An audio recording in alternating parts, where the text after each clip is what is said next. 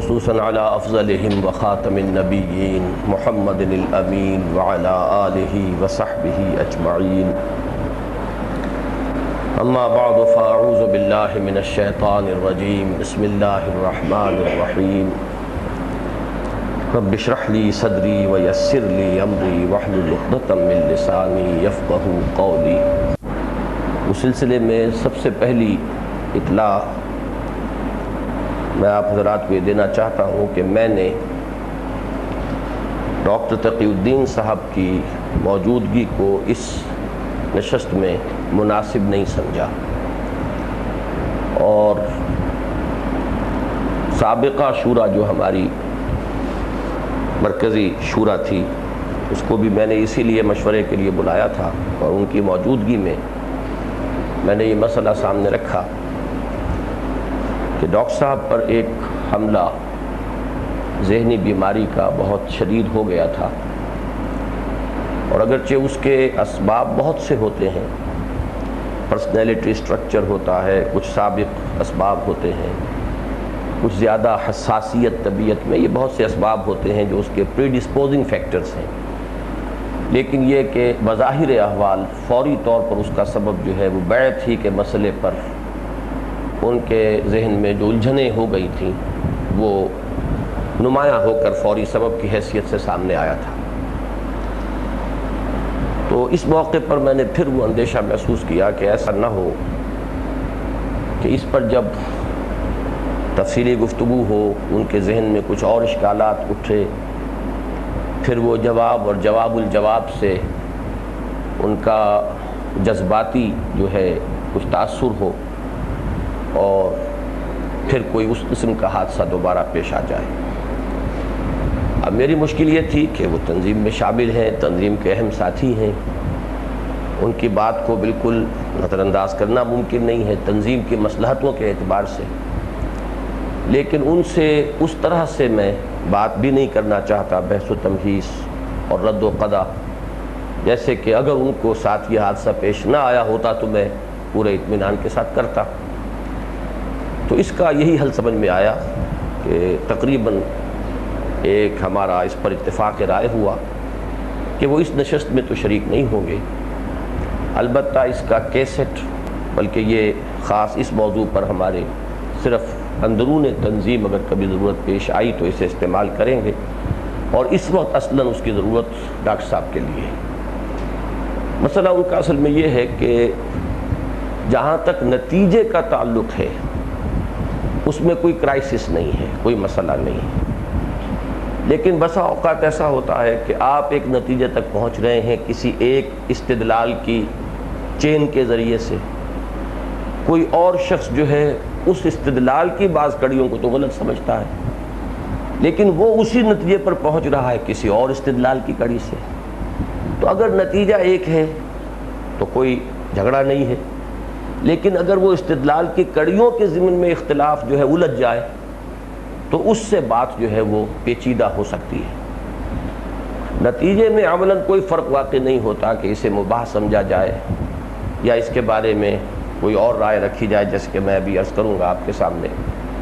صورت یہ ہے کہ تنظیمی سطح تک جب تک ایک شخص مطمئن ہے کہ یہ حرام نہیں ہے، غلط نہیں ہے، اور وہ اس پر کاربند ہے، اس کو قبول کر رہا ہے، تو کوئی مسئلہ تنظیمی سطح پر نہیں ہے۔ اب یہ بات ہے ایک علمی نوعیت کی کہ اس کے لیے کیا استدلال ان کا ہے، کیا استدلال میرا ہے، پھر اس میں کہاں کہاں ٹکراؤ آتے ہیں۔ جیسے کہ آپ نے بھی محسوس کیا ہوگا کہ جب کراس کوسچننگ ہوئی تو اس سے بھی معاملہ جو ہے وہ میں نے بگڑتے ہوئے محسوس کیا تھا، اور میں نے اس کو روکا تھا کہ بسا اوقات یہ کراس آرگیومنٹ اور کراس کوسچننگ جو ہے وہ بھی آدمی کو جو ہے خام خواہ کو پرپلیکس کر دیتا ہے۔ تو وہ اس چیز پر کہ اقامت دین کی کوئی تعبیر ان کے ذہن میں ہے، وہ فرض نہیں عن المنکر امر بالمعروف کو سمجھ رہے ہیں، تو کوئی نتیجے میں فرق واقع نہیں ہوتا۔ اس کے لیے اس تنظیم کے قیام اور ضرورت پر نتیجتاً اتفاق ہے۔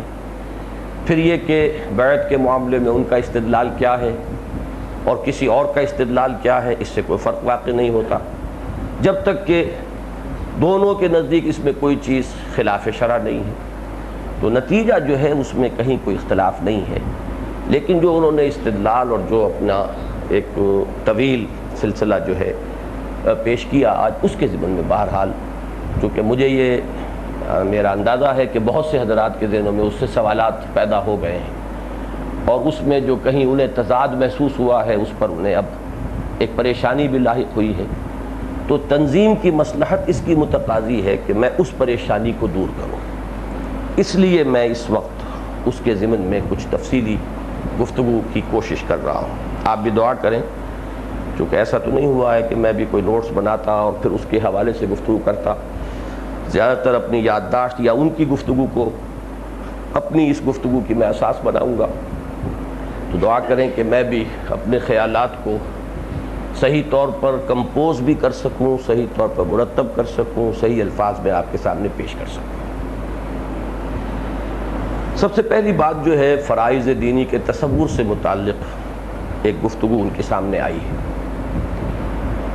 اور اس میں بھی جو اصل میں میں سمجھتا ہوں کہ الجھاؤ کا اصل سبب ہے وہ ہے ایک فرائض کا تصور فقہی سطح پر، اور ایک ہے فرائض دینی کا تصور حقیقی یا ایمانی سطح پر۔ یہ دو چیزیں خاصی مختلف ہیں، اور ان دونوں کے اندر جیسے کہ ایمان حقیقی اور ایمان قانونی کی بحث میں ذرا سی گڑبڑ ہونے سے بات کہاں سے کہاں پہنچ جاتی ہے کہ بعض احادیث کے حوالے سے شراب جس نے پی گویا کہ وہ کافر ہو گیا، ایمان اس میں نہیں ہے، کافر ہے تو مرتد ہے، مرتد ہے تو واجب القتل ہے۔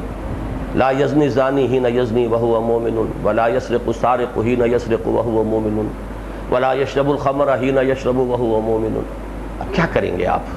اور تین مرتبہ قسم کھا کر جب حضور فرما رہے ہیں فلاں شخص مومن نہیں ہے، مومن نہیں ہے، خدا کی قسم نہیں ہے، اب کیا کہیں گے آپ؟ اب اس سے مغالطہ ظاہر الفاظ سے ہو جاتا ہے کہ پھر تو کافر ہے، کافر ہے تو مرتد ہے، مرتد ہے تو واجب القتل ہے، پھر تو وہ ایک منطق کی جو چین ہے وہ شروع ہو جاتی ہے، کڑی کے بعد دوسری کڑی۔ تو اس کو ریزالو یہ میں چونکہ تفصیل سے گفتگویں میں نے کی ہیں، آپ لوگوں کے ذہن میں ہیں، میں صرف حوالہ دے رہا ہوں کہ یہ قانونی ایمان حقیقی ایمان، قانونی کفر حقیقی کفر، اور حقیقی کفر میں آخری بات وہ کہا کرتا ہوں کہ جو سائیں عبدالرزاق صاحب مرحوم و مغفور کہا کرتے تھے کہ جو دم غافل سو دم کافر، اب یہ ہے وہ حقیقی ایمان کی ایک تعبیر۔ تو ان دونوں کے اندر جہاں بھی آپ گڑبڑ کر دیں گے اتنا بڑا فساد رونما ہو جائے گا۔ اسی فساد سے فرقہ خوارج نے جنم لیا تھا۔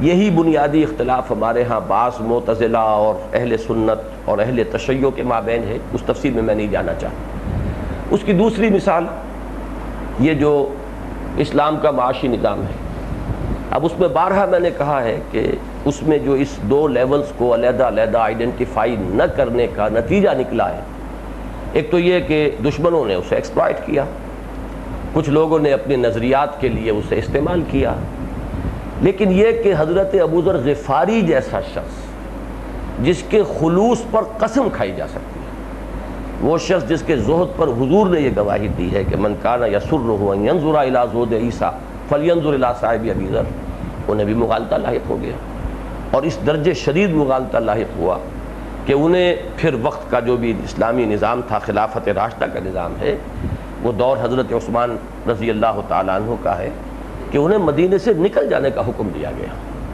کہ وہ جو باتیں کر رہے تھے اس سے پورا قانونی جو نظام تھا جو عطا کردہ ہے محمد رسول اللہ کا صلی اللہ علیہ وسلم، وہ درم برم ہو رہا تھا۔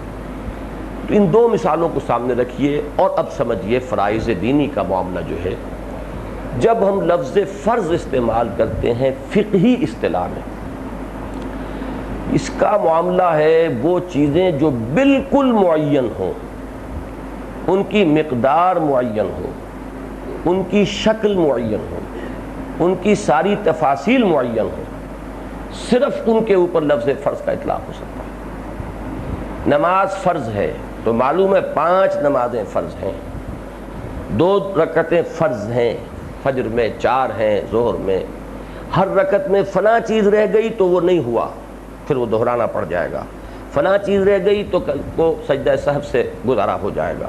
یہ پورا نظام جو ہے مقادیر کی تعیین کے ساتھ اور تفصیلی شرائط اور احکام کے مرتب ہونے کے ساتھ وہ نماز کے بارے میں ہے، زکوٰۃ کے بارے میں ہے، حج کے بارے میں ہے، روزے کے بارے میں ہے.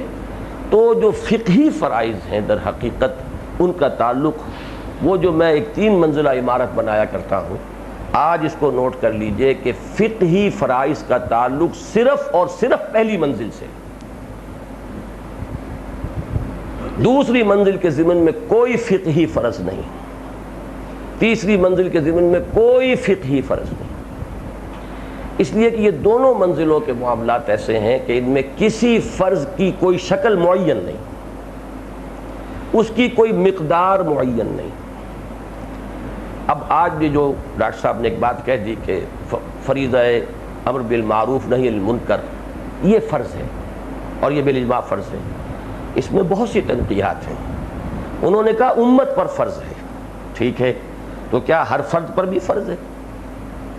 ہر فرد پر فرض ہے تو کتنا فرض ہے، کس درجے میں فرض ہے، کہاں تک کرے گا تو وہ اس فرض سے عہدہ برا ہو گیا، اس سے کم رہے گا تو تاریک فرض شمار ہوا. یہ ساری چیزیں جو ہے یہ قطعاً ان کے اندر تعین ہو ہی نہیں سکتی، نہ دعوت میں، نہ تبلیغ میں، نہ امر بالمعروف میں، نہ نہی عن المنکر میں. کوئی اس کے اندر مقادیر کا اور تفصیلی قانونی ڈھانچے کا کوئی تعین ممکن نہیں. اس سے اوپر جائیے تیسری منزل تو اور بھی جو ہے وہ ایسی ہے کہ اس کے بارے میں اور بھی معاملے کی تعین کی جو ہے مشکل ہو جائے گی. لہذا فقہی فرائض اچھی طرح نوٹ کر لیجئے، ان کا تعلق نماز، روزہ، حج، زکوٰۃ سے ہے. ان کا تعلق حلال اور حرام واضح جو احکام ہیں، کھانے پینے کی چیزوں میں یہ حرام، فلاں چیزوں میں یہ حرام، شادی بیاہ میں یہ فرض، یہ واجب، یہ معاملہ، طلاق کی یہ شکل، جائز یہ ناجائز، یہ ہو گیا تو طلاق ہو گئی، یہ نہیں ہوا تو طلاق نہیں ہوئی. وہ سارا کا سارا انفرادی زندگی میں حلال اور حرام کا معاملہ اور عبادات جو خاص ہیں، یہ نماز، روزہ، حج اور زکوٰۃ، ان تک متعلق ہے فقہی فرائض کا معاملہ. اس سے اوپر کوئی فرض فقہی نہیں ہے. اس سے اوپر معاملہ آپ سمجھ لیجئے کہ جہاد، جب فقہ کی اصطلاح میں بات کریں گے تو اس کے معنی ایک ہی ہوں گے اور وہ قتال ہے. اور نمبر 2، وہ ہمیشہ فرض کفایہ رہے گا، فرض عین کبھی ہے ہی نہیں. یہی میں نے بارہا آپ کو بتایا ہے کہ جہاد کے معاملے میں مسئلہ تو یہی ہوا ہے، اس کی محدودیت ہوتے ہوتے یہاں آ گئی. جب ساری چھاپ فقہی بات کی ہے تو فقہ میں تو جہاد کے معنی قتال ہے، ساری اس کی ابواب، بلکہ حدیث کے ابواب میں بھی آپ دیکھیں گے تو وہ یہی بات نظر آئے گی. پھر یہ کہ اس کے اندر ہر وقت تو وہ فرض ہی نہیں، پھر فرض کفایہ ہے جب بھی ضرورت پیش آ جائے، ہر انسان پر پھر بھی فرض نہیں، اور کبھی بھی فرض عین نہیں ہوگا جب تک کہ پھر کہیں وہی نظام نہ ہو جائے کہ پوری دنیا میں مسلمانوں کا ایک ہی نظام ہو اور اس کا امیر کہے کہ یہ نفیر عام ہے. وہ میں بعد میں بتاؤں گا آپ کو کہ وہ جماعت کی جو گریڈیشنز ہیں وہ کیا کیا ہیں.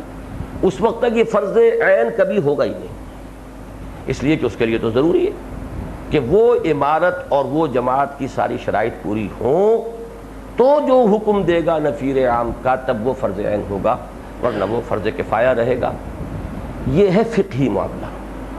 اسی طرح فقہ میں ہجرت ختم ہو چکی ہے، لا ہجرت بعد الفتح، وہ ہجرت کے جو لازم ہو، فرض ہو، وہ نہیں ہے. اس لیے کہ فقہ میں ہجرت کے معنی وہی ہیں، اس جگہ کو چھوڑ کر، اپنے وطن کو چھوڑ کر کہیں آ جانا. یہ فرض کب ہوگا؟ جبکہ پورا نظام عمارت، پورا نظام جماعت ان شرائط پر قائم ہو چکا ہو اور پھر اس کی طرف سے حکم دیا جائے تب تو فرض ہو سکتا ہے. اور وہ بھی ایک بہت ہی بعید امکانی شکل ہے کہ پوری امت مجتمع ہو جائے. ہے صحیح امکان اس کا، حضرت عیسیٰ علیہ السلام کے نزول کے بعد یہ شکل ہوگی، اور وہ دور جب آئے گا خلافت علی منہاج النبوت کا جو ایک مرتبہ قائم ہو کر رہے گی اس وقت، لیکن وہ ہماری اس وقت کی گفتگو سے، اس کے پورے دائرے سے خارج بات ہے. تو فقہی اور حقیقی فرائض کے مابین اس فرق کو اچھی طرح سمجھ لیجیے. وہ گریڈیشنز جو ہیں فقہ میں، ساری گریڈیشنز ہیں. فرض کے بعد واجب، واجب کے بعد سنت مؤکدہ، سنت کے بعد سنت غیر مؤکدہ، پھر نفل، مستحب، مباح، پھر یہ کہ وہاں سے دائرہ شروع ہو جائے گا مکروہ تنزیہی، مکروہ تحریمی، پھر حرام. یہ ساری کیٹیگریز اس لیے قائم کرنی پڑی ہیں کہ کہ جہاں قانون کا مسئلہ ہو وہاں تو واقعتاً بال کی کھال اتارنی پڑتی ہے کہ کون سی چیز کس درجے میں واجب تھی کہ وہ رہ گئی تو وہ کام نہیں ہوا، شرط ہی پوری نہیں ہوئی، اور اگر اس درجے میں ہو گئی تو اگر دوسری کوئی کمیاں اس میں رہ گئی ہیں تو وہ ادا تو ہو گیا فرض۔ اس لیے اچھی طرح نوٹ کر لیجئے کہ فقہی مباحث کا تعلق در حقیقت وہ جو 3 منزلہ عمارت ہماری ہے اس کے کوئی استثناء کسی معاملے میں ہوگا، لیکن اکثر و بیشتر یہ سمجھ لیجئے کہ وہ پہلی منزل سے متعلق ہے۔ دوسری منزل اور تیسری منزل کا تعلق یوں اب تعبیر کا فرق ہے، اسے کہیں کہ وہ ہمارا دین کے لیے دین کی حقیقت کے اعتبار سے فرض ہے یا ہمارا ایمانی فرض ہے۔ میں نے اس کو تعبیر یوں اختیار کی ہے کہ اسلام کے ارکان 5 ہیں، حدیث نبوی میں 5 آئے، حدیث صحیح ہے، متفق علیہ ہے، اس میں کسی شک کی گنجائش نہیں، اب اس میں کوئی کمی بیشی کرنے کا کسی کو حق نہیں تھا قیام قیامت۔ ارکان اسلام وہی 5 رہیں گے، کلمہ شہادت، اس میں یقین بھی شامل نہیں ہے، کلمہ شہادت، نماز، روزہ، حج، زکوٰۃ۔ اب اس کے بعد ایمان حقیقی کے 2 رکن ہیں، ایک یقین دل میں اور دوسرے جہاد عمل میں، یہ اس کے 2 رکن ہیں جو سورہ حجرات کی آیت نمبر 15 کے حوالے سے 2 اور 2 4 کی طرح کی بات سامنے آ جاتی ہے۔ اب جمع کرنا پڑے گا انہیں، اس لیے کہ اسلام عام ہے، ایمان خاص ہے، خاص میں تو عام داخل ہے، اس کے بغیر تو تصور ہی نہیں۔ لہذا ایمان حقیقی کے اگر ہم یوں کہیں تعبیر کے لیے تو 7 رکن ہو گئے، 2 کا تعلق ایمان سے ہے، اقرار باللسان یا کلمہ شہادت اور تصدیق بالقلب، اور 5 چیزوں کا تعلق عمل سے ہے، نماز، روزہ، حج، زکوٰۃ اور جہاد۔ اب جہاد کی 2 منزلیں ہیں، دعوت، تبلیغ، نشر و اشاعت، امر بالمعروف، نہی عن المنکر، شہادت علی الناس، لساناً، قلماً، یہ کیا ہے؟ یہ پہلی منزل ہے۔ دوسری منزل اقامت دین کہہ لیں، تکبیر رب کہہ لیں، حکومت الہیہ کا قیام کہہ لیں، اسے لیظہرہ علی الدین کلہ کہہ لیں، اسے آسمانی بادشاہت زمین کے اوپر نفاذ اس کا کہہ لیں، جو چاہیں کہہ لیں۔ ان اصطلاحات کے اندر یہ تو اصول سمجھ لیجئے، ہمیشہ میں نے کہا ہے 2 اصطلاحات کوئی بھی ایگزیکٹلی ہم مانی نہیں ہوتی، 19 20 20 21 کا فرق رہے گا۔ اصطلاحات کی تو بات دور کی ہے، 2 الفاظ کسی ایک زبان کے، 2 الفاظ اگر وضع ہوئے تو 2 مفہوم ہے لازم، ممکن نہیں ہے کہ ایک مفہوم کے لیے 2 الفاظ وضع کیے جائیں، لیکن ہم ان کو جب جمع کیا کرتے ہیں تو مترادفات قریب کے الفاظ کو جمع کر دیتے ہیں۔ اس اعتبار سے میں نے گروپ کیا کہ اسلام، اطاعت، تقوی، عبادت، یہ پہلے گروپ، دعوت، تبلیغ، امر بالمعروف، نہی عن المنکر، شہادت علی الناس، یہ دوسرے پر۔ تیسرا تکبیر رب، اقامت دین، اظہار الدین الحق علی الدین کلہ، اور لیکون الدین کلہ للہ، یا لتکون کلمۃ اللہ ہی العلیٰ، یا آسمانی بادشاہت، یا حکومت الہیہ کا قیام، یا قیام نفاذ نظام مصطفیٰ، میں تو یہاں تک لے آیا اس کو۔ ان سب کا مفہوم ایک دوسرے سے بہت قریب ہے۔ دوسری بات، اور یہ چیزیں جو ہیں وہ ایمان کے فرائض میں سے، اس کو جب بھی ہم کہیں گے زوردار انداز میں کہیں گے، جب تک اس کی فرضیت واضح نہیں کریں گے لوگ آگے آئیں گے نہیں، لیکن اس فرضیت کا تعلق اس فقہی نظام سے نہیں ہے، اس کو ڈسکریٹلی اچھی طریقے سے علیحدہ علیحدہ سمجھ لینا چاہیے، نہ سمجھنے سے بہت گھپلا ہو سکتا ہے۔ دوسری بات ان اصطلاحات کے ضمن میں جو بہت اہم ہے وہ یہ ہے، اور اس کی مثال میں نے کئی دفعہ دی ہے، کہ جیسے ایک شہر لائل پور کا گھنٹہ گھر، وہ اس بازار میں سے جاؤ تب بھی وہیں پہنچ گئے، اس بازار سے جاؤ اس میں پہنچ گئے۔ اس طرح جنت کی مثال دیا کرتا ہوں، حضور نے فرمایا اس کے بہت سے دروازے ہیں، کسی کو ایک نمازیوں کو بلایا جائے گا ایک دروازے سے، اور جو صدقہ خیرات کرنے والے دوسرے سے، یعنی نفل عبادت، فرض تو سب کو کرنا ہے لیکن نفل عبادت کے اعتبار سے ذوق مختلف ہیں۔ اور حضرت ابوبکر کا وہ واقعہ سنایا کرتا ہوں میں کہ حضرت ابوبکر نے سوال کر لیا کہ حضور کو ایسا خوش قسمت بھی ہوگا جسے تمام دروازوں سے پکارا جا رہا ہو، تو حضور نے مسکرا کر جواب دیا، آپ سمجھ گئے کہ یہ اصل میں کیا ان کے اس وقت ذہن میں ہے، تو آپ نے مسکرا کر فرمایا کہ ہاں اور تم انہی میں سے ہو۔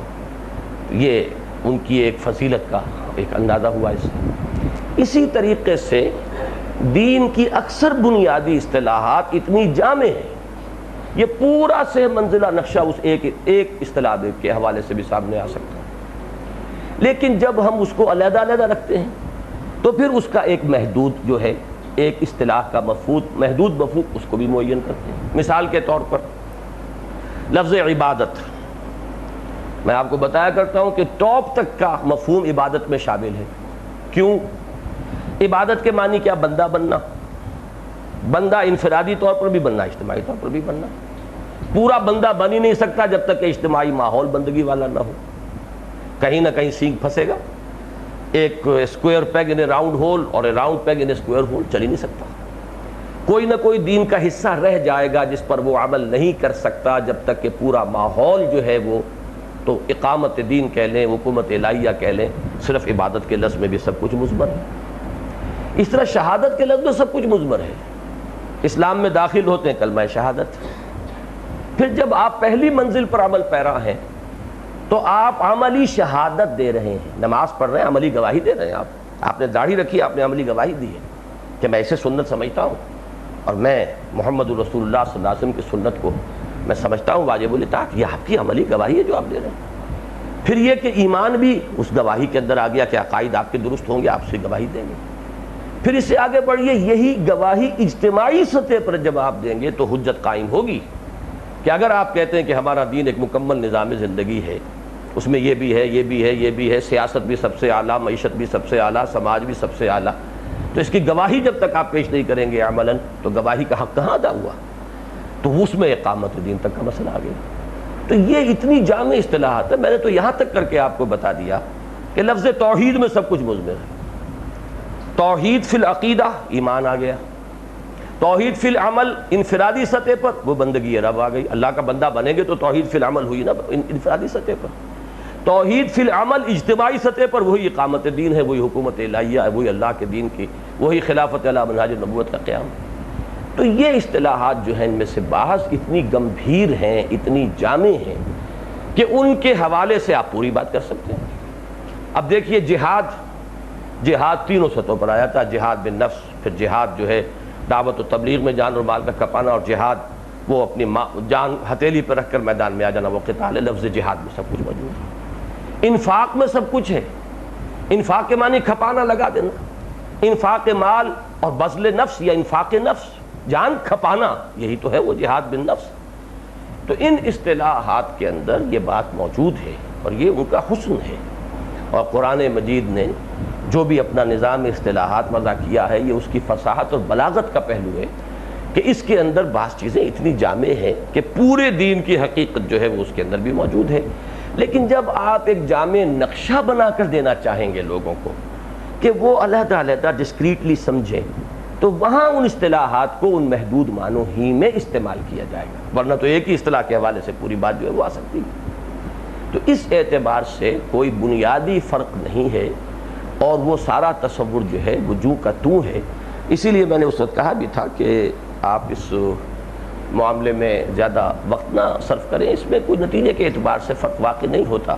باقی تعبیر جو ہے وہ ہر شخص، ہر مفکر، ہر جو بھی غور و فکر کرنے والا ہے وہ تعبیر تو اپنی انداز اختیار کرتا ہے۔ اس تعبیر میں جماعتی زندگی کا اصل رسول یہی ہے کہ جہاں کوئی میجر کلیش نہ ہو وہاں ہم جمع رہ سکتے ہیں۔ باقی تو دو افراد اللہ نے ایک جیسے نہیں بنائے، دو انسانوں کے انگوٹھوں کے نشان ایک جیسے نہیں بنائے، تو دو افراد کے ذہنوں کی ساخت، مزاج کی ساخت کیسے ایک ہو جائے گی؟ تو وہ کسی بھی ادھر سے ادھر سے ہو کر پہنچ جائیں، لیکن نتائج میں جب متفق ساتھ چلے گی، اس میں کوئی وہ رکاوٹ درمیان میں نہیں آئے گی۔ اسی طرح دیکھیے تبلیغی جماعت پر چونکہ ایک بات آ گئی تھی تو میں اس کے حوالے سے عرض کر دوں کہ میری جو تنقید تھی وہ صرف اتنی نہیں ہے جو انہوں نے بیان کی۔ وہ دعوت اور تبلیغ کہتے ہیں وہ کر رہے ہیں، امر بالمعروف نہی عن المنکر نہیں کر رہے ہیں، میں کہتا ہوں کہ وہ کر تو رہے ہیں، تینوں چاروں میں نقص ہے، کمی ہے۔ تبلیغ کرتے ہیں تو قرآن کی نہیں کرتے، وہ اپنا جو بھی ان کا ایک نصاب ہے، اپنے خیالات ہیں، 6 نمبر ہیں، وہ سب چیزیں جو ہیں وہ تبلیغ اس کی کرتے ہیں، جبکہ تبلیغ جو ہے اصل جو مطلوب ہے وہ قرآن کی ہے۔ اعلیٰ تبلیغ، تذکیر، انذار، تبشیر، یہ سب جو ہے قرآن ہونا چاہیے۔ تو ان کی تبلیغ اپنے اس مرکز محور سے ہٹی ہوئی ہے۔ اسی طریقے سے دعوت کے 3 لیول ہیں، وہ صرف ایک لیول پر کام کر رہے ہیں، یعنی وہ جو میں نے صبح بیان کیا تھا کہ وہ جو ایک ہے دعوت ایک عوامی سطح پر بالموعظۃ الحسنہ، یہ وہ کر رہے ہیں، لیکن یہ کہ اس سے اوپر کا بالحکمہ کا ان کے پاس ان کے سامنے نقشہ ہی نہیں۔ اور اسی طریقے سے وہ تیسری جو نچلی منزل ہے اس کے لیے بھی ان کا کوئی اہتمام نہیں۔ پھر امر بالمعروف نہی عن المنکر کو انہوں نے پھاڑ دیا ہے۔ امر بالمعروف تو کسی درجے میں وہ کر رہے ہیں، آخر فضائل کی تبلیغ ہے، تلقین ہے۔ وہ اتنے لوگ نماز پڑھنے والے بن گئے، اتنے لوگ داڑھیوں والے بن گئے، اتنے لوگوں کے حلیے درست ہو گئے، خالص شرعی ہو گئے، ہم سے زیادہ شرعی ہو گئے، تو کیا یہ بغیر امر بالمعروف کے ہو گیا؟ لیکن یہ کہ اس میں انہوں نے جو میرا ان پر اعتراض ہے یا میری جو خواہش ہے ان کے بارے میں کہ جو امپرومنٹ وہ کریں، وہ کیا ہے کہ یہ امر بالمعروف اور نہی ان کو جو دو ٹکڑے کر دیا ہے، علیحدہ کر دیا، اس کو یکجا کر دیا۔ تو میری جو تنقید ہے وہ تو ان تینوں کے حوالے سے ہے۔ باقی یہ کہ ایک شخص یہ کہے کہ صاحب میرے اندر تو اتنی استعداد ہے، اب یہ مسئلہ جو ہے ان فرائض کے ضمن میں، اس میں کسی کی فرضیت کا دار و مدار کئی چیزوں پر ہوگا۔ مثلا یہ کہ جہاں تک تو یہ پہلی سطح کے فرائض کا تعلق ہے، اس کا اتنا عام ہے لوگوں کو علم، نماز فرض، روزہ فرض، کہ وہ تو فرض واقعی ہیں ہر شخص کے اوپر۔ باقی فرائض کا جب تک شعور پیدا نہ کیا جائے وہ اس پر فرض نہیں ہوگا۔ اسے احساس تو ہو کہ ہے، اور اگر وہ نہیں کر رہا ہے تو اس کے جرم کا حصہ ان لوگوں کے کھاتے میں جائے گا جن کے ذمے تھا ان میں شعور پیدا کرنا۔ اس میں اگر شعور نہیں ہوا ہے تو اس کا اس وقت جو ہے وہ تارک فرض نہیں ہو رہا، اسے فرض کا علم بھی نہیں بتایا نہیں گیا۔ پھر یہ کہ اس میں کوانٹٹی کا تعین فی ما بینہ و بین ربہ ہی ہوگا، وہ کتنا سمجھتا ہے میرے اندر استعداد ہے، میں کتنا کام کر سکتا ہوں۔ پھر یہ کہ آیا وہ اسی استعداد کے اوپر ہی ٹکا رہتا ہے اور باقی اپنی ساری توانائیاں دنیا میں صرف کر رہا ہے، یا یہ کہ اس کے اندر یہ احساس ہو گیا ہے کہ میرے اندر استعداد کم ہے تو میں استعداد زیادہ حاصل کروں، طاقت نہیں ہے تو طاقت فراہم کروں۔ ہو صداقت کے لیے جس دل میں مرنے کی تڑپ، پہلے اپنے پیکرے خاکی میں جان پیدا کرے، تو وہ علم نہیں ہے تو علم حاصل کروں۔ جس شخص کو موت آ گئی اس حال میں کہ وہ علم حاصل کر رہا تھا صرف اس لیے کہ اسلام کو زندہ کرے گا، فبینہ و بین النبیین درجۃ واحدۃ فی الجنہ۔ اب یہ چیزیں وہ ہیں جو کسی قانونی اور کسی مقداری حساب کتاب میں نہیں آ سکتی، لہذا اس معاملے میں سارا ہمارا زور کس چیز پر ہے؟ نمبر ایک، ان فرائض کا شعور عام ہو جائے، لوگوں کو معلوم ہو جائے کہ یہ دینی فرائض ہے۔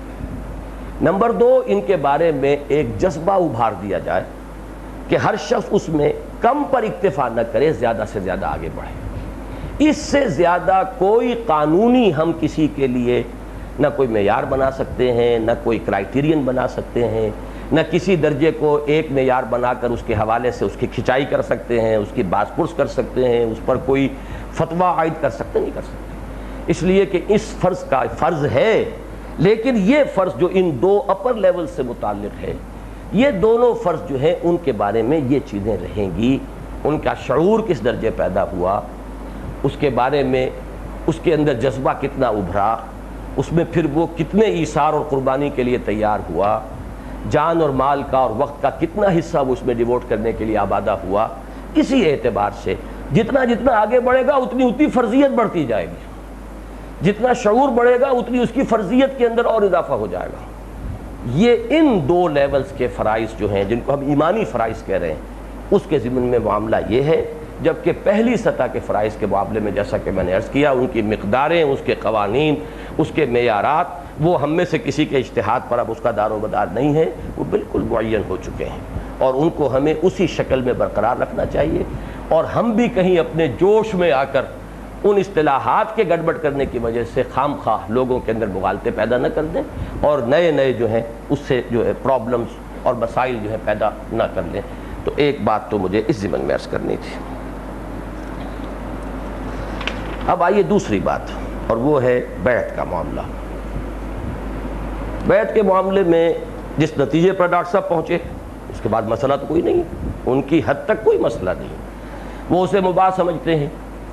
انہوں نے یہ رائے ظاہر کی کہ مجھے پہلے خلجان تھا، اختلاف تھا، لیکن جب اس میں دو حصے کر دیے گئے، ایک کا تعلق عہد ہے اللہ کے ساتھ اور دوسرے کا تعلق کا تعین ہو گیا کہ اس کام کے لیے میں بیعت کر رہا ہوں، تو اب جو انہیں اس کے اندر جن چیزوں سے اختلاف تھا یا جس میں اندیشہ تھا وہ کم ہو گیا ہے، لہٰذا انہوں نے اس کو قبول کر لیا، اس کی بیعت کے اندر وہ آ بھی گئے۔ لیکن انہیں اندیشہ ہے کہ لفظ بیعت کے استعمال سے آئندہ کہیں جا کے کوئی فتنہ پیدا نہ ہو جائے، تو اس سے ایک مشورہ انہوں نے یہ دیا ہے کہ اس کو اگر ہم ترک کر دیں، چیزیں ساری وہی رکھیں، وہی ڈسپلن ہو، وہی سموتعات ہو، وہی سارا معاملہ ہو، لیکن یہ کہ اس لفظ کے احتراز کریں اس کے استعمال سے، تو یہ ان کا مشورہ ہے صرف۔ اس کے اوپر بھی انہوں نے کوئی یہ نہیں کہا ہے کہ اگر یہ نہیں ہوتا تو میں پھر ساتھ نہیں چل سکتا، یہ بات نہیں، لہذا کوئی پریکٹیکل پرابلم نہیں ہے۔ باقی ان کے اس مشورے کو نہ قبول کر سکنے کے لیے میرے پاس اس لیول کی ایک دلیل ہے، اور وہ یہ ہے کہ نفلی عبادت شروع کرنے کے بعد واجب کے درجے میں ہوتی ہے۔ جو بات کہی تھی الطاف صاحب نے کہ اب اس کو ترک کرنا جو ہے، میں نے اس اب کو، ان کے اب کو بہت انڈر لائن کیا تھا کہ اب کسی صورت اس کو چھوڑنا نہیں چاہیے، تو وہ یعنی یہ کہ اس پورے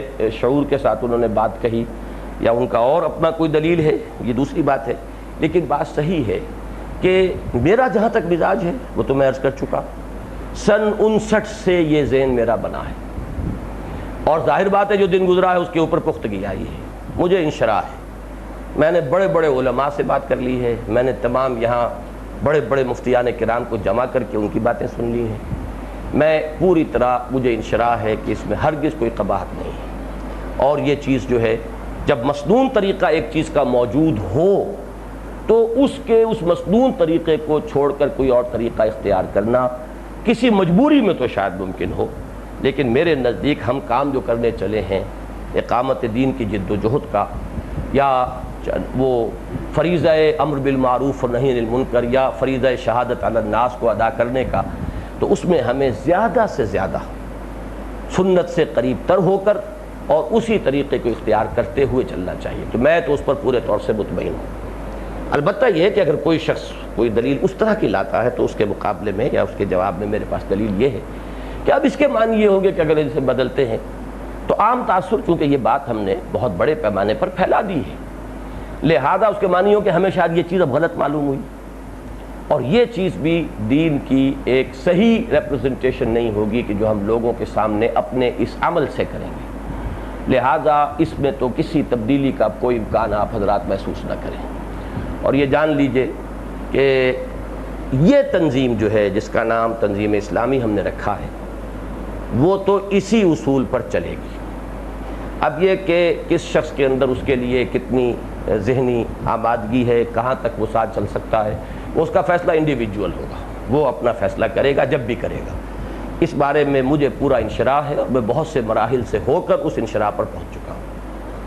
البتہ اس میں جو آج کی گفتگو سے جو مسائل سامنے آئے میں ان کو چاہتا ہوں کہ آپ حضرات کے سامنے حل کر دوں۔ اس میں بھی میرے نزدیک جو معاملہ خلط مبحث کا ہو رہا ہے، اس خلط مبحث کے ضمن میں یہ آپ جانتے ہیں نفس کیا ہے، یہ خلط مبحث اب مجھے پڑھانا پڑے گا۔ مبحث بحث سے ہے، بحث کی جگہ یا بحث کا موضوع، اور خلط ملت ہو جانا، گڈمڈ ہو جانا، یعنی بعض اوقات ایشوز کنفیوز ہو جاتے ہیں۔ گفتگو ہم کر رہے ہیں، ایک پہلو سے متعلق غیر شعوری طور پر دوسرے پہلو میں چلے جاتے ہیں، تو خلط مبحثی کی ایک بات تو ہوتی ہے قانونی اور حقیقی کا فرق، وہ اس مسئلے میں بھی ہے، بلکہ اس کو صحیح طور پر لکھا جائے تو ایک انگریزی ورسس دوسرا، اس کے اندر ایک فرق آتا ہے، بیعت حکومت ورسس بیعت جماعت۔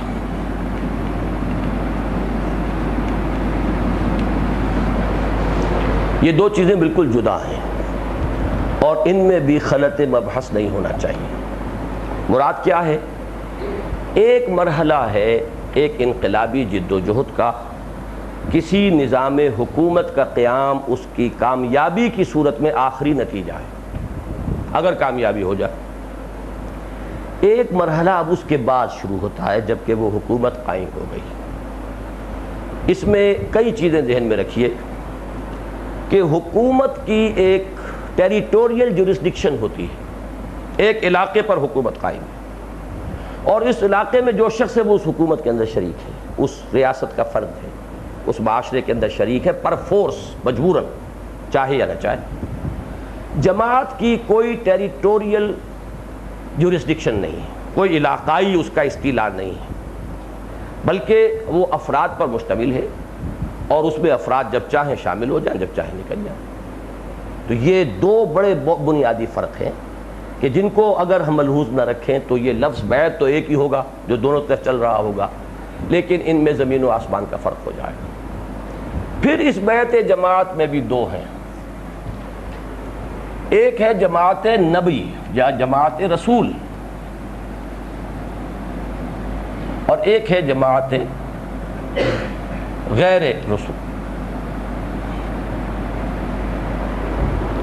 اس کے احکام میں بھی زمین و آسمان کا فرق ہے۔ اب یوں سمجھیے آپ کہ اگر ہم سیرت النبی کے معاملے کو سامنے رکھیں تو حضور صلی اللہ علیہ وسلم تو اول روز سے مطاع مطلق ہیں، ہر حکم ماننا ہے، چاہے بیعت کی ہو نہ کی ہو، بیعت کا مرحلہ آیا ہو نہ آیا ہو، حکومت بنی ہو نہ بنی ہو، جو بھی آپ پر ایمان لے آیا اس پر آپ کی اطاعت مطلقہ فرض ہے، without any limitations, without any condition, unconditional, unlimited obedience۔ لہذا حضور کا جو معاملہ ہے وہ تین مرحلوں میں جائے گا۔ ایک خالص نبی ہونے کی حیثیت سے، کوئی بھی نہ آتے، جماعت بھی نہ بنتی، دو چار ہی آدمی ہوتے، ان کو بھی خیر ہم کہہ سکتے ہیں کہ وہ بھی جماعت ہے، لیکن یہ ہے کہ تب بھی نبی کا بحیثیت نبی، بحیثیت رسول ایک مقام ہے۔ پھر ایک جماعت بن گئی، قافلہ بن گیا، لیکن اسے ابھی کوئی ٹیریٹوریل جورسڈکشن حاصل نہیں ہوئی، کوئی حکومت کہیں قائم نہیں ہوئی۔ اس کو ہم کہہ سکتے ہیں اپنی اصطلاح میں کہ ایک جماعت کے امیر کی حیثیت ہے اس وقت اضافی طور پر۔ پھر اللہ نے کیا کہ ایک حکومت قائم ہو گئی، اب ایک تیسری حیثیت آپ کی ہو گئی، اور وہ یہ ہے کہ آپ اس حکومت کے بھی سربراہ کی حیثیت سے ہوئی۔ تو حضور کے معاملے میں تو غور کرتے ہوئے ان تینوں چیزوں کو علیحدہ علیحدہ ہمیں سمجھنا پڑے گا۔ البتہ جسے چیز کو خلافت راشدہ کہا تھا، اور خلافت علی منہاج النبوہ جس کے لیے دوسری اصطلاح ہے، اس کے بارے میں بھی جان لیجئے کہ نظام حکومت تو وہ حضور کا دور بھی اس میں شامل ہوگا نا، لیکن خلافت راشدہ میں گویا غیر نبی کی اب حکومت آئی۔ غیر نبی کی حکومت کے بہت سے درجے ہیں جو انہوں نے آج گنوائے اور صحیح گنوائے۔ ایک درجہ وہ ہے کہ تمام مسلمان ایک نظام میں ہوں اور وہاں پر ایک جماعتی نظام اختیار کے ساتھ ہو، حکومت ہو، مطلب یہ کہ حکومت ہو، خود مختاری ہو، نظام ایک ہو۔ اب اس وقت کا جو بھی سربراہ ہے اس کے حقوق، اس کے اختیارات بہت مختلف ہوں گے۔ اس وقت سے جب کہ تقسیم ہو گئی امت کے اندر، کوئی ایک نظام نہیں رہا، کوئی ایک سربراہ نہیں ہے۔ اچھا، اب اجماع امت کو ایک اور بات لیجئے، اجماع کے معنی ہے کہ ایک ایک شخص مان لے تو ناممکن ہے، وہ حال مطلق ہے، کبھی ہوا ہی نہیں۔ اس اجماع کے لیے بھی ہر دور کے اعتبار سے معیارات ہوں گے۔ مثلاً یہ کہ اگر قبائلی نظام ہے تو اگر ایلڈرز آف دی کلینز جمع ہو گئے، ان کا اجماع ہو گیا تو اجماع ہو گیا، ایک ایک فرد سے ریفر نہیں کیا جائے گا۔ لیکن اگر نظام ایسا ہو جیسا کہ ہمارا ہے تو کوئی نظام وضع کرنا پڑے گا، چاہے وہ بیلٹ ہی کا سسٹم ہو، اس کا کیا ہم نظام بناتے ہیں حکومت کے لیول پر آ کر، تو ایک درجے میں اگر وہ بیلٹ جو ہے ایک شخص کے حق میں جمع ہو جاتا ہے تو اس کا اجماع شمار ہوگا۔ لہذا اجماع کے معنی بھی یہ نہیں ہے کہ وہ ایک ایک شخص جو ہے وہ جو اس کے اوپر مجتمع ہو گیا ہو اور کوئی اختلاف ہی نہ ہو، اس کے گریڈز ہوں گے۔ ابھی تیسرا اس میں ایک اور مسئلہ آتا ہے، احادیث میں تطبیق و توافق۔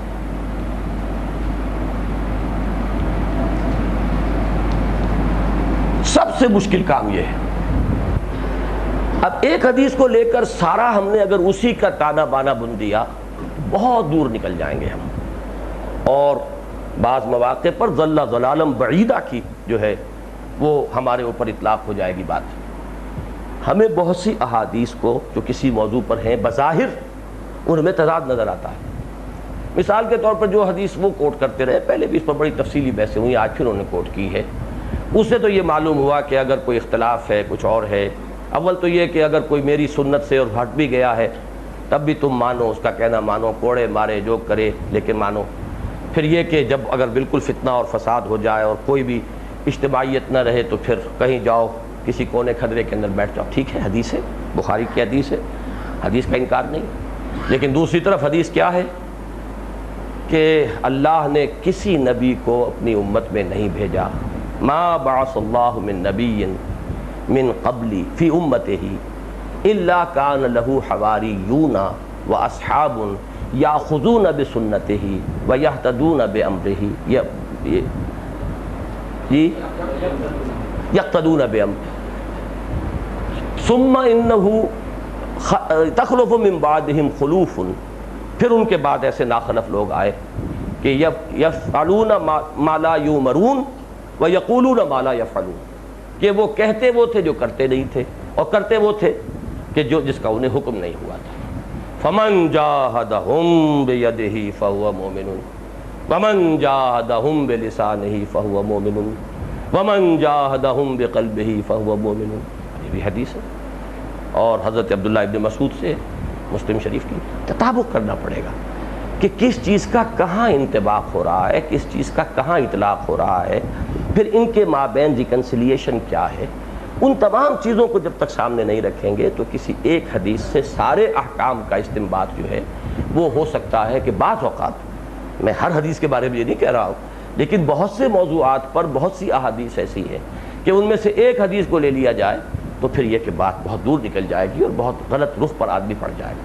تو اس میں توافق اور تطابق میں اب دیکھیے دو رائیں بن جائیں گی، ایک کے نزدیک وہ محکم ہوگی اس کی تعویل کریں گے، ایک کے نزدیک یہ محکم رہے گی اس کی تعویل کریں گے، یہی شکل ہوگی نا۔ لہٰذا ہمارے ہاں دو مزاج شروع سے بن گئے، ایک مزاج بنا ہے زیادہ تر اہل حدیث حضرات کا، وہ حدیث کے ظاہر کو لیتے ہیں اور اس کی وجہ سے ان کا مزاج یہ ہے کہ کوئی فاسق فاجر کچھ بھی ہو، جب تک کفر بواہ کا حکم نہ دے اس کے خلاف نہیں کھڑے ہو سکتے، بغاوت نہیں۔ ایک مزاج ہے فقہا کا، جن میں سر خیل جو ہیں امام ابو حنیفہ ہے رحمۃ اللہ علیہ، ان کے نزدیک خروج ہو سکتا ہے، فساق و فجار اگر حکمران ہو جائیں، البتہ اس کی شرطیں ہیں کہ اتنی قوت بہم پہنچالی گئی ہو کہ یقینی نظر آئے، یہ نہیں کہ دو چار آدمی جمع کیے اور نعرہ لگایا مروا دیا ان کو، پھر کوئی کھڑا ہوا اس نے 10-15-20 اور آدمی جمع کیے اور نعرہ لگایا ٹکرایا انہیں مروا دیا، یہ نہیں،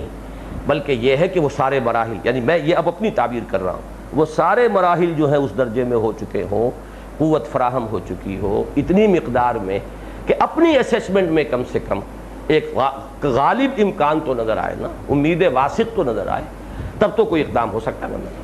تو یہ دو مزاج ہیں ہمارے ہاں جو چلے آ رہے ہیں، اور ان میں سے اس وقت بھی کچھ لوگوں کا مزاج کسی ایک طرف ہے، کچھ لوگوں کا مزاج دوسری طرف ہے۔ البتہ اب جہاں تک بیعت کا تعلق ہے اسے سمجھیے کیا کرنا چاہیے۔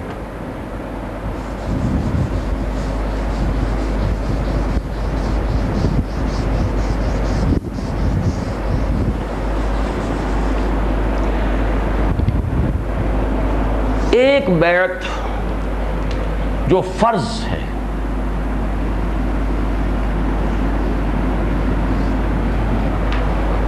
اس معنی میں کہ اس سے علیحدہ رہنا یا اس سے نکل جانا کفر ہوگا، وہ بیعت یا صرف نبی کی ہے، وہ لفظی بیعت ہو یا وہ امپلائیڈ بیعت ہو۔ نبی کے لیے تو لفظی بیعت بھی ہونا ضروری نہیں، نبی کی جماعت وہ جماعت ہے جس میں جو شخص داخل ہوتا ہے وہ کفر سے اسلام میں آتا ہے اور نکلتا ہے تو اسلام سے کفر میں جاتا ہے۔ اس کے بعد یہ مسئلہ صرف خلافت راشدہ کا۔ اچھا اب اس میں دیکھیے جو احادیث آتی ہیں، من شذ شذ فی النار، جس نے اطاعت سے بیعت سے اپنا ہاتھ کھینچا وہ اس نے گویا کہ اسلام کا جو حلقہ ہے اپنی گردن سے نکال پھینکا، وہ اس بیعت سے۔ تو یہ تھی وہ بیعت جو ہر مسلمان پر فرض ہے، جو وہ نہیں کرے گا تو وہ گویا کہ اسلام کے دائرے سے باہر نکل جائے گا، نہ صرف حقیقی قانونی بھی کہ وہ واجب القتل ہو جائے گا۔ وہ بیعت، وہ فرض بیعت صرف یا نبی کی ہے، چاہے لفظاً ہو چاہے مفہوماً، اور بیعت ہے اس خلافت راشدہ کی، یا تیسرے نمبر پر یہ ہوگی کبھی اگر وہ دور دوبارہ آ گیا کہ پورے عالم اسلام میں پوری امت کی ایک وحدت اور خود مختاری اسلام کا غلبہ ہو جائے، پھر وہ اسی حکم میں آ جائے۔ اس کے بعد درجہ بدرجہ آپ نیچے آئیے۔ اب ایک درجہ ہے کہ اختلاف ہو گیا حضرت علی کے زمانے میں۔ حضرت علی رضی اللہ تعالیٰ عنہ کے زمانے میں جب اختلاف ہو گیا تو یہ جو واقعات آ رہے ہیں احادیث میں، اب اس میں ظاہر بات ہے کہ دو راستے ہیں ہر شخص کے لیے۔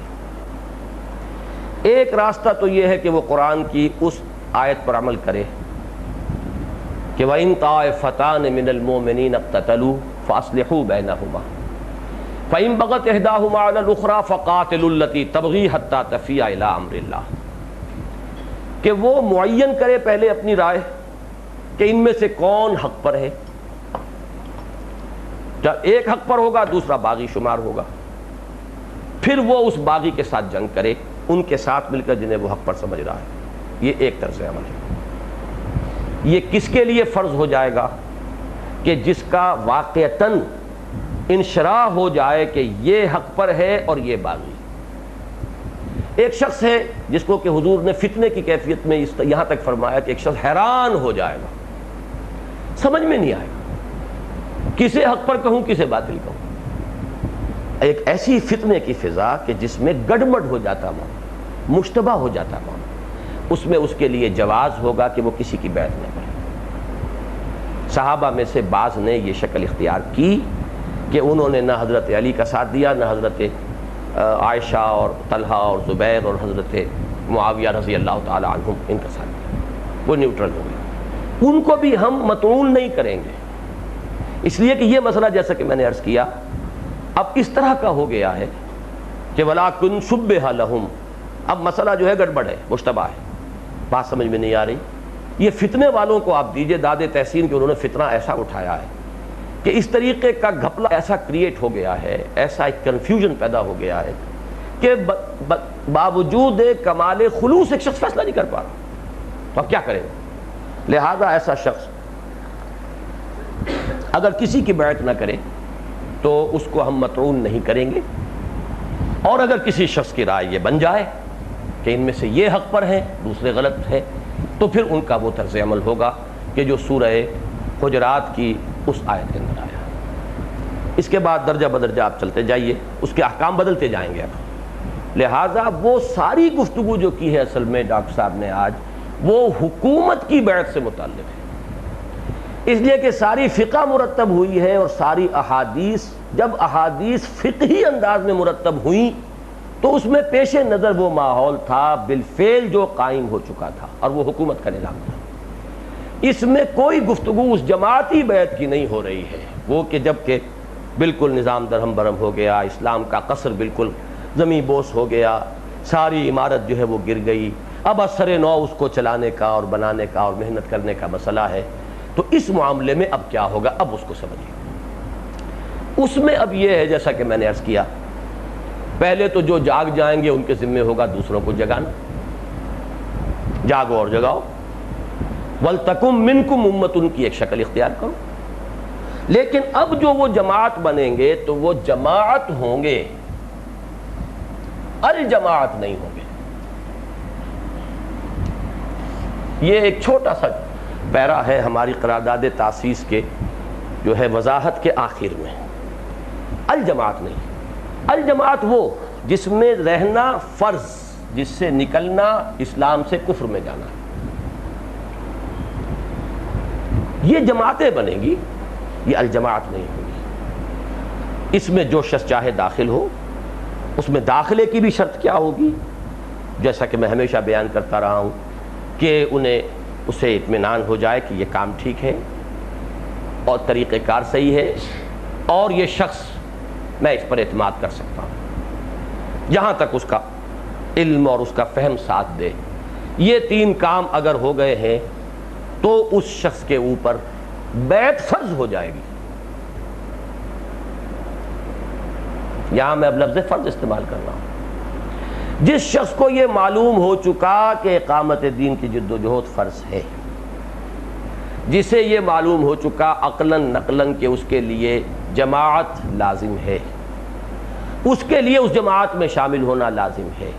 میرا خیال ہے میں نے وہ جملہ جو ہے ذرا قبل از وقت کہہ دیا، ابھی صرف التزام جماعت تک بات رکھیے کہ یہاں ایسے شخص کے لیے جماعت میں، اس جماعت میں شامل ہونا فرض ہو جائے گا۔ سب کے لیے فرض نہیں ہے یہ، وہ فرض وہ فقہی فرض نہیں ہے، یہ فرض وہ ہے کہ جو اوپر کے دو لیولز کے ضمن میں فرض کا ایک تصور میں نے پیش کیا ہے، لیکن لفظ فرض ہم نہیں کہیں گے تو اس کی اہمیت بالکل واضح نہیں ہوگی، پھر وہ نفل کے درجے میں رہ جائے گا، پھر اس کے لیے کوئی جذبہ اندر سے ابھرے گا نہیں۔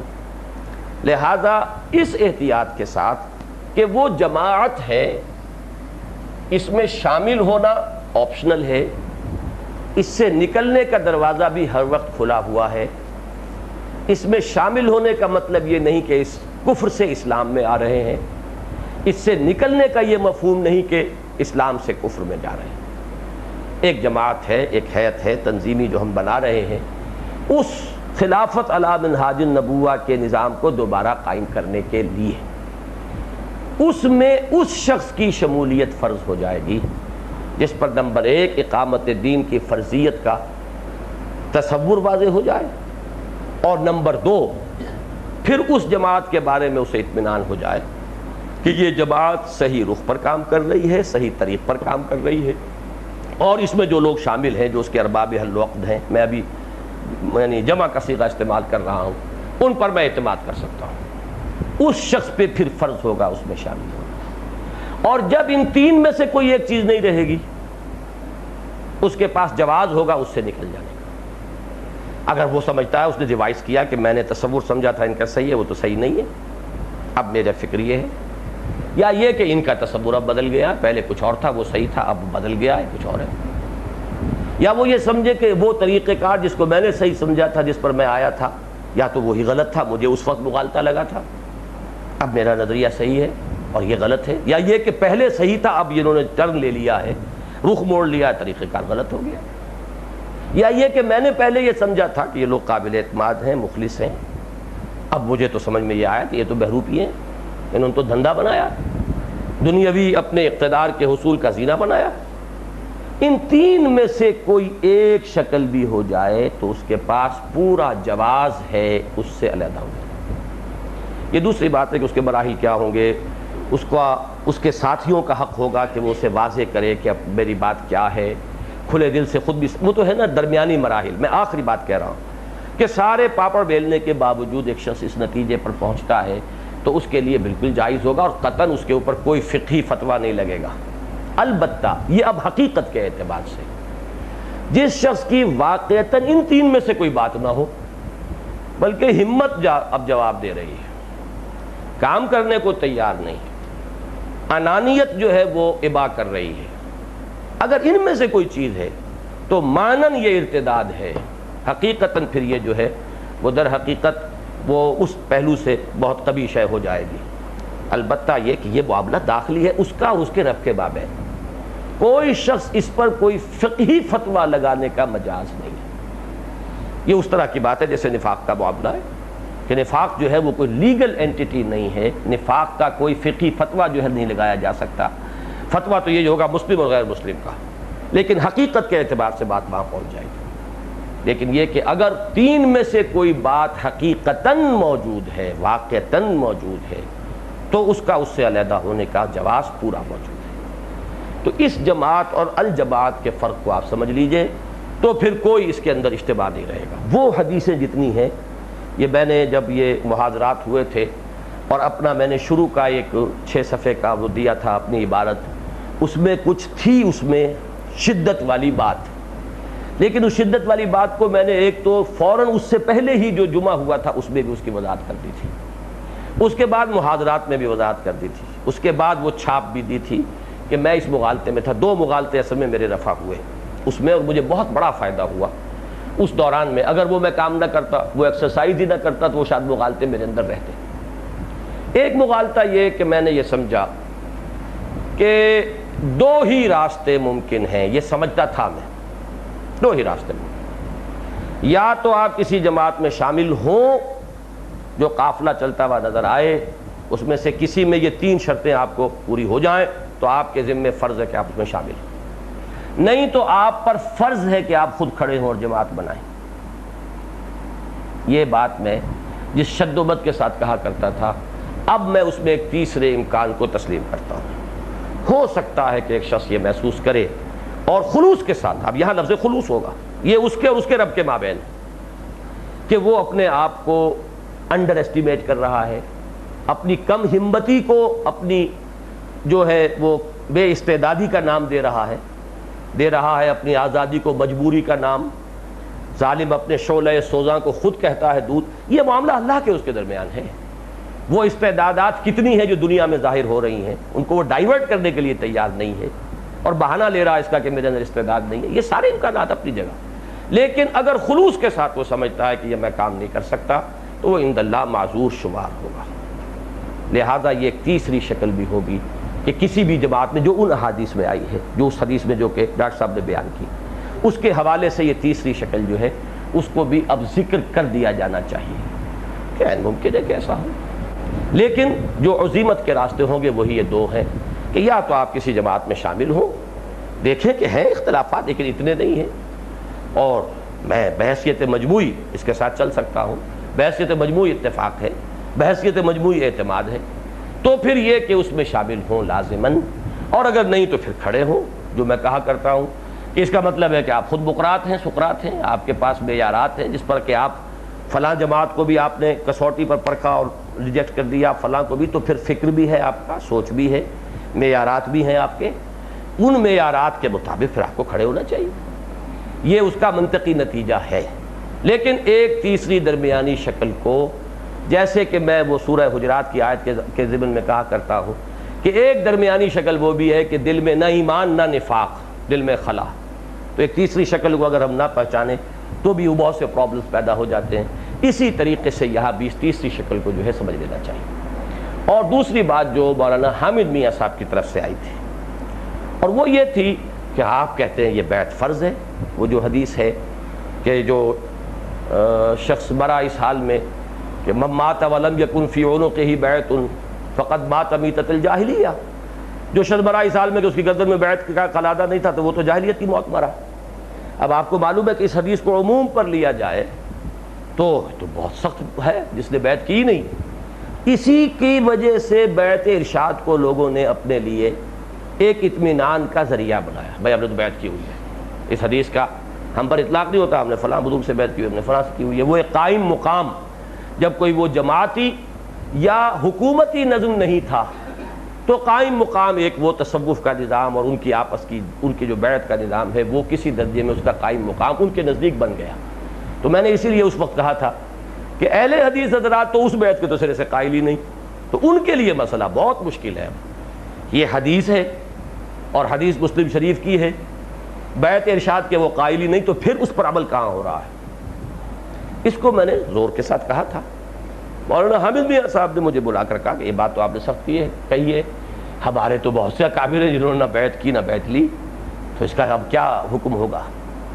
تو یہ تو عثمانی میں نہیں ہے۔ خیر ان کی جو رائے آئی اس کو میں نے لکھا بھی ہے میثاق میں، وہ کتابی شکل میں بھی ساری چیزیں آ رہی ہیں تاکہ آپ حضرات کے سامنے، میثاق کے پرانے فائل تلاش کرنے تو مشکل ہیں، اب تقریباً 650 صفحے کی ایک کتاب ان موضوعات پر آ رہی ہے۔ علماء سے جو میری گفتگویں ہوئی تھی اور جو بھی تبادلہ خیالات وغیرہ، خیر وہ میں عرض کر رہا تھا کہ میں نے لکھا کہ اگرچہ کسی چیز کا عدم ذکر اس کے عدم وجود کو مستلزم نہیں، اب یہ مولویانہ زبان ہے، یہ منطقیانہ مولویانہ زبان ہے، آپ حضرات کو سمجھانی پڑے گی کہ کسی شے کا عدم ذکر اس کے عدم وجود کو مستلزم نہیں ہے، یعنی ایک چیز کا ذکر نہ ہونا اس سے یہ ثابت نہیں ہوتا کہ وہ ہے ہی نہیں، ممکن ہے ہو اور ذکر میں نہ آئی ہو، ممکن ہے جن اکابر کے بارے میں ان کا خیال ہے کہ انہوں نے نہ بیعت لی نہ بیعت کی تو انہوں نے بیعت کی ہو انہیں نہ بتایا۔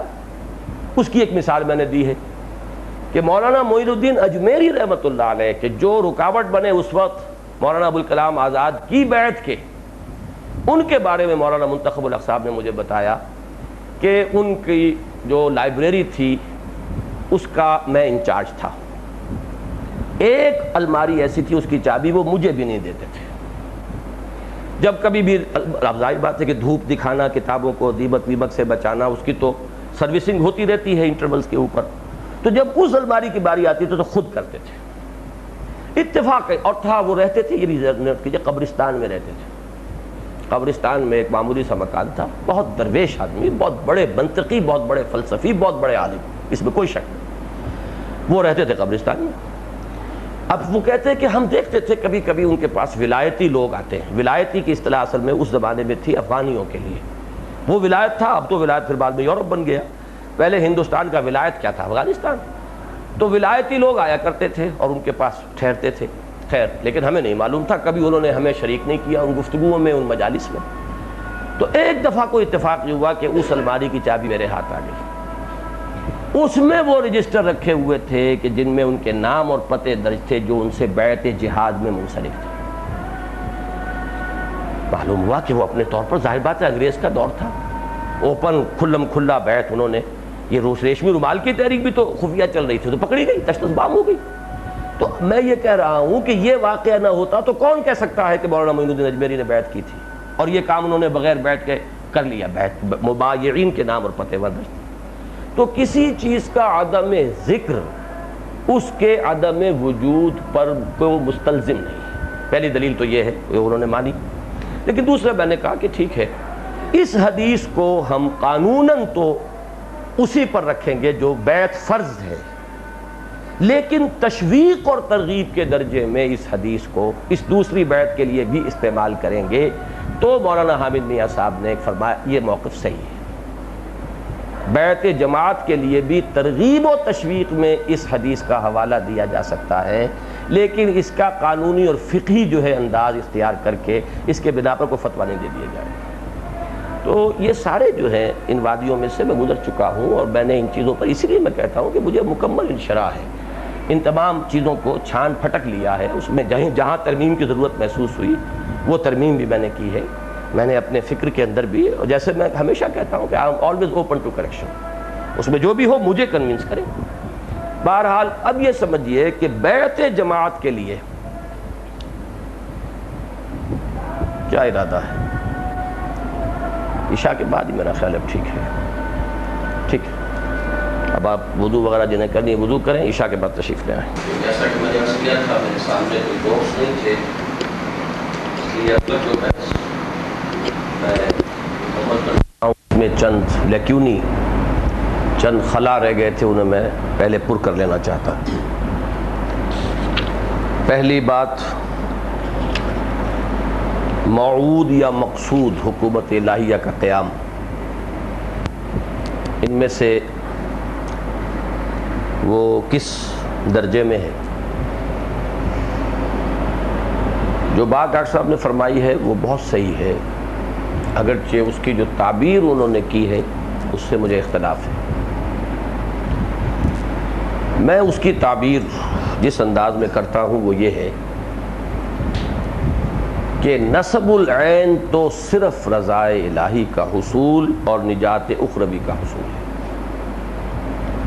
نصب العین کے درجے میں کسی اور شے کو لے آنا فکر کی کجی ہے، اور یہ کجی رہی ہے بعض تحریکوں میں، اور اس سے اس کے بڑے نتائج نکلے۔ باقی سب فرائض کا معاملہ ہے، اس فرائض میں پھر میں وہ تقسیم کر چکا ہوں کہ وہ جو پہلی سطح ہے اس کے فرائض وہ فقہی، قانونی، شرعی ہر اعتبار سے اور حقیقی بھی، اور بقیہ دو لیولز کے فرائض ان کا معاملہ ایمان کے ساتھ متعلق ہے۔ جتنا ایمان گہرا ہوگا اتنا ہی اس کا شعور بھی اور اس کا احساس فرض بھی بڑھتا چلا جائے گا، اتنا ہی اس کے اوپر وہ فرض ہوتا چلا جائے گا، چاہے وہ اقامت دین ہو، چاہے دعوت ہو، چاہے تبلیغ ہو، چاہے امر بالمعروف ہو، چاہے نہی المنکر ہو، چاہے شہادت الناس ہو، چاہے تکبیر رب ہو، چاہے حکومت الہیہ کا قیام ہو۔ اس میں صرف ایک فرق کریں گے، نمبر 2 پر تو وہ چیز ایسی ہے کہ اس کا کوئی معین نہیں ہے معاملہ، دعوت و تبلیغ کی کوئی معین حد، لہذا اسے ہم کہہ سکتے ہیں مطلقاً فرض ہے۔ البتہ حکومت الہیہ ایک معین شکل ہے، اس تک پہنچ جانا فرض نہیں ہے، اس کی جد و جہد کرتے رہنا فرض ہے۔ وہاں ہم جا کر اقامت دین کا لفظ جب استعمال کرتے ہیں تو ایک محدود سینس میں کرتے ہیں، اس میں کوئی شک نہیں کہ وہاں یہ اصطلاح جو ہے اس پورے نظام کا، اس حاکمانہ ہیئت کا بالفعل اللہ کے لیے خالص ہو جانا، وَيَكُونَ الدِّينُ كُلُّهُ لِلَّهِ، یہ اس کی آخری شکل ہے۔ اس تک پہنچنے کا دار و مدار بہت سے ایسے اسباب و وسائل پر ہے کہ جن پر ہمیں قدرت حاصل نہیں، لہذا تکلیف مالا یطاق ہو جائے گا اگر یہ کہا جائے کہ وہ فرض ہے۔ اس کی جد و جہد کرتے رہنا فرض ہے، وہ فرض نہیں ہے کر دینا، اور تمام انبیاء اور رسل نے اس کی جد و جہد کی ہے۔ یہ دوسری بات ہے کہ حالات اور ماحول کے ریسپانسز کی وجہ سے وہ کہاں تک جا سکیں، اس کا سارا دار و مدار حالات پر ہے، ماحول پر ہے، ریسپانس پر ہے۔ ان کی نہ کوشش میں کوئی کمی ہے، نہ ان کی شخصیتوں میں معاذ اللہ کوئی کمی کا کوئی سوال ہے، وہ سارا معاملہ ہے ماحول کا، اس کے ریسپانس کا۔ لیکن سب کی کا ہدف یہی تھا، سب اسی رخ پر چل رہے تھے، یہ ہمیشہ سے فرض رہا ہے۔ لیکن یہ کہ اس فرض کا بالفعل اس آخری تکمیلی شکل میں رونما ہو جانا، یہ ظاہر بات ہے کہ سوائے اللہ تعالیٰ کی قدرت کے اور اختیار کے کسی کے بھی ہاتھ میں نہیں۔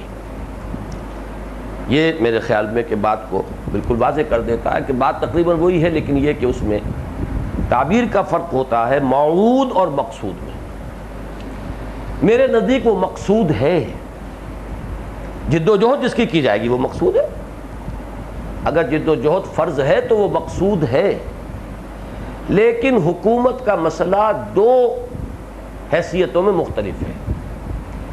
ایک ہے اللہ کی حکومت کا مقصود ہونا، ایک ہے مسلمانوں کی یا اس جماعت کی حکومت کا مقصود ہونا۔ اشخاص اور افراد کے لیے وہ مقصود نہیں ہے، موعود ہے، لیکن جد و جہد میں وہ مطلوب ہے، مقصود ہے، اس کا قصد کیا جائے گا، اس کی جد و جہد کی جائے گی، اس کے لیے کوشش کی جائے گی۔ اگر یہ نہ کیا جائے تو پھر تو وہ اس کی جد و جہد کی فرضیت کا تصور بھی ختم ہو جاتا ہے، وہ پھر صرف ایک اتفاقی معاملہ ہے، جس کو چاہے دے دیں، اللہ تعالیٰ کبھی چھپر پھاڑ کے بھی دے دیتا ہے، اس کے لیے کوئی کوشش نہیں ہوئی، کوئی جد و جہد نہیں ہوئی۔ جد و جہد کا اس رخ پر ہونا، اللہ کی حکومت قائم کرنے کے لیے تن من دھن لگانا، یہ مقصود بھی ہے، مطلوب بھی ہے، اور اس کی جد و جہد فرض بھی ہے۔ البتہ یہ کہ کن اشخاص کو اللہ وہ دے گا، یہی وجہ ہے کہ جو وہ آیات آتی ہیں جن میں وعدے کا ذکر ہے، وہاں لوگوں کا ذکر ہے۔ لَيَسْتَخْلِفَنَّهُمْ فِي الْأَرْضِ وَعَدَ اللَّهُ الَّذِينَ آمَنُوا وَعَمِلُوا الصَّالِحَاتِ مِنْهُمْ لَيَسْتَخْلِفَنَّهُمْ فِي الْأَرْضِ، ان کا استخلاف جو ہے وہ موعود ہے، لیکن یہ ہے کہ اللہ کی حکومت کا قائم کرنا یہ مطلوب ہے، مقصود ہے، اس کی جد و جہد فرض ہے۔ اسی طرح وہ آیت بھی جو ہے سورہ حج کی، الذین ان مکناہم فی الارض، وہ لوگ کہ جنہیں اگر ہم تمکن فی الارض عطا فرما دیں، اقاموا الصلاۃ وآتوا الزکاۃ وامروا بالمعروف ونہوا عن المنکر، تو ان چیزوں کے اندر اگر موعود اور مقصود کی اصطلاح استعمال کرنی ہو تو اس کے اندر بھی یہ باریک فرق کرنا پڑے گا کہ اللہ کی حکومت کا قیام مطلوب ہے، مقصود ہے، اس کے لیے جد و جہد فرض ہے، البتہ اشخاص یا جماعت یا گروہ اس کے ضمن میں یہ صرف موعود کے درجے میں ہے۔ اللہ جب چاہے گا، جس کے لیے اس کی مشیت ہوگی۔ ایک نسل میں جد و جہد شروع ہوئی ہے، اللہ ان کے لیے نہیں چاہتا، اگلی نسل کے لیے چاہتا، اگلی نسل میں ہو جائے گا۔ حضرت حمزہ کے لیے مقدر نہیں تھا کہ وہ فتح مکہ کا نقشہ دیکھ سکیں، اور بہت سے صحابہ نے جو اسی وقت ایمان لائے تھے وہ نقشہ جو ہے وہ دیکھا۔ یہ اللہ کا فیصلہ ہے، یہ کس کے لیے وہ اس دنیا میں بالفعل مقدر ہے، نہیں ہے، موعود ہے، نہیں ہے، اس کا تعلق ہوگا افراد کے ساتھ، اشخاص کے ساتھ، گروہ کے ساتھ، جماعت کے ساتھ۔ لیکن جو نسبت حکومت کی اللہ کی طرف ہے، اس حکومت الہیہ کے لیے جد و جہد کرنا، وہ حکومت الہیہ فی الاصل مطلوب بھی ہے، مقصود بھی ہے، اور اس کے لیے جد و جہد کرنا وہ فرض ہے، اگرچہ وہ فرض پھر جیسا کہ میں ساری تفصیل بیان کر چکا ہوں، وہ ان فقہی فرائض کے اس کیٹیگری میں نہیں ہے، بلکہ وہ ایمان کے تقاضوں اور مطالبات میں ہے۔ لیکن اس میں ایک مسئلہ اس کا بھی ہے کہ بعض حضرات کے نزدیک اس دور میں کوئی جماعت بنانا ہی حرام ہے. اس دور میں خاص طور پر جو زیادہ قریب کے مصاحبین بنے ہیں امیر المومنین ضیاء الحق صاحب القاب ہی کے، وہ اس فلسفے کو پریچ کر رہے ہیں کہ جماعت بنانا ہی غلط ہے. جب مسلمانوں کی حکومت ہے، نمازی روزے دار آدمی یہاں پہ حاکم ہے، باقی یہ کہ شریعت کا ہو جائے گا رفتہ رفتہ تدریجاً ہو جائے گا. اپنی ذات میں تو بہت نیک ہے، یہاں پہ کوئی حق نہیں ہے آپ کو حاصل. آپ انگریز کے دور میں جماعت بنا سکتے تھے، یعنی میں بیعت کی بات ابھی نہیں کر رہا، جماعت کے ہی وہ منکر ہیں. اس کے اوپر چونکہ بعض لوگوں نے باقاعدہ موقف اختیار کیا ہے. جو شیخ الازہر آئے تھے ان سے بھی یہ فتویٰ پوچھا گیا، اللہ کا شکر ہے کہ وہ فتویٰ دے کے نہیں گیا، ان کا بالکل جائز ہے، کوئی اس کے اندر کلام نہیں ہے، جماعت بنانا جائز ہے. اور بہرحال یہی میری رائے ہے، اور یہی رائے میں نے پھر منوا لی، بلکہ میں یقین سے نہیں کہہ سکتا تقی عثمانی صاحب کی رائے شروع میں یہ تھی یا نہیں، لیکن بہرحال اس کے بعد ہم متفق ہوئے جماعت بنانا جائز ہے. اس کے اوپر اتفاق ہوا.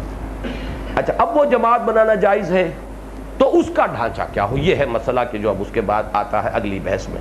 البتہ اس کی طرف جانے سے پہلے ایک بات اور سمجھ لیں کہ یہ جماعت اور الجماعت کا جو فرق میں نے واضح کیا تھا، اسی حوالے سے ڈاکٹر صاحب کے موقف کو آپ سمجھ لیں گے آسانی سے، کہ جب تک یہ چیز اس میں ایڈ نہیں ہوئی تھی کہ عہد ہے ہمارا اللہ سے کہ اس کی اقامت، دین کی اقامت کے لیے اور اس کے کلمے کی سربلندی کے لیے تن من دھن لگائیں گے، اللہ ہم تو بیعت کرتے ہیں، اس مقصد کے لیے فلاں شخص سے بیعت کر رہے ہیں. تعین نہیں ہوا تھا تو لفظ بیعت سے اشتباہ ہو سکتا تھا کہ آیا یہ کوئی حکومت کی بیعت ہے، یہ کوئی امامت کا مدعی بن کے کھڑا ہو گیا ہے، حکومت کا مدعی بن کے کھڑا ہو گیا ہے، اور جن لوگوں نے اس کے ہاتھ پر بیعت کی ہے، اسے امیر مانا ہے، وہ اب اسے حاکم سمجھ رہے ہیں. کیا سمجھ رہے ہیں؟ وہ اشتباہ کی چونکہ اس میں گنجائش ہے، لہذا ہمارے جو موجودہ الفاظ ہیں اس میں چونکہ کلیئر ہو گیا کہ یہ در حقیقت اس کے لیے ہے، ایک جماعت سازی کے لیے ایک بیعت ہم کر رہے ہیں. تو یہاں آ کر ان کے موقف کے اندر ایک نرمی پیدا ہوئی اور انہوں نے اس کو قابل قبول اپنے لیے سمجھا ہے.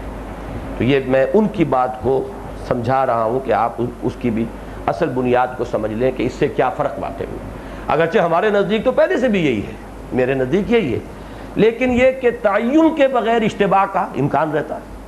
تو اگر وہ اس طریقے سے تعین ہو گیا ہے اور اس میں اس اشتباہ کا امکان ختم ہو گیا تو اس سے یقیناً اگر نتیجے کے اعتبار سے فرق واقع ہوا تو ویلکم، بہت اچھا ہے. اگر ان کے دل کی خلش اس سے رفع ہو گئی، اب ہم اس کو مٹائیے.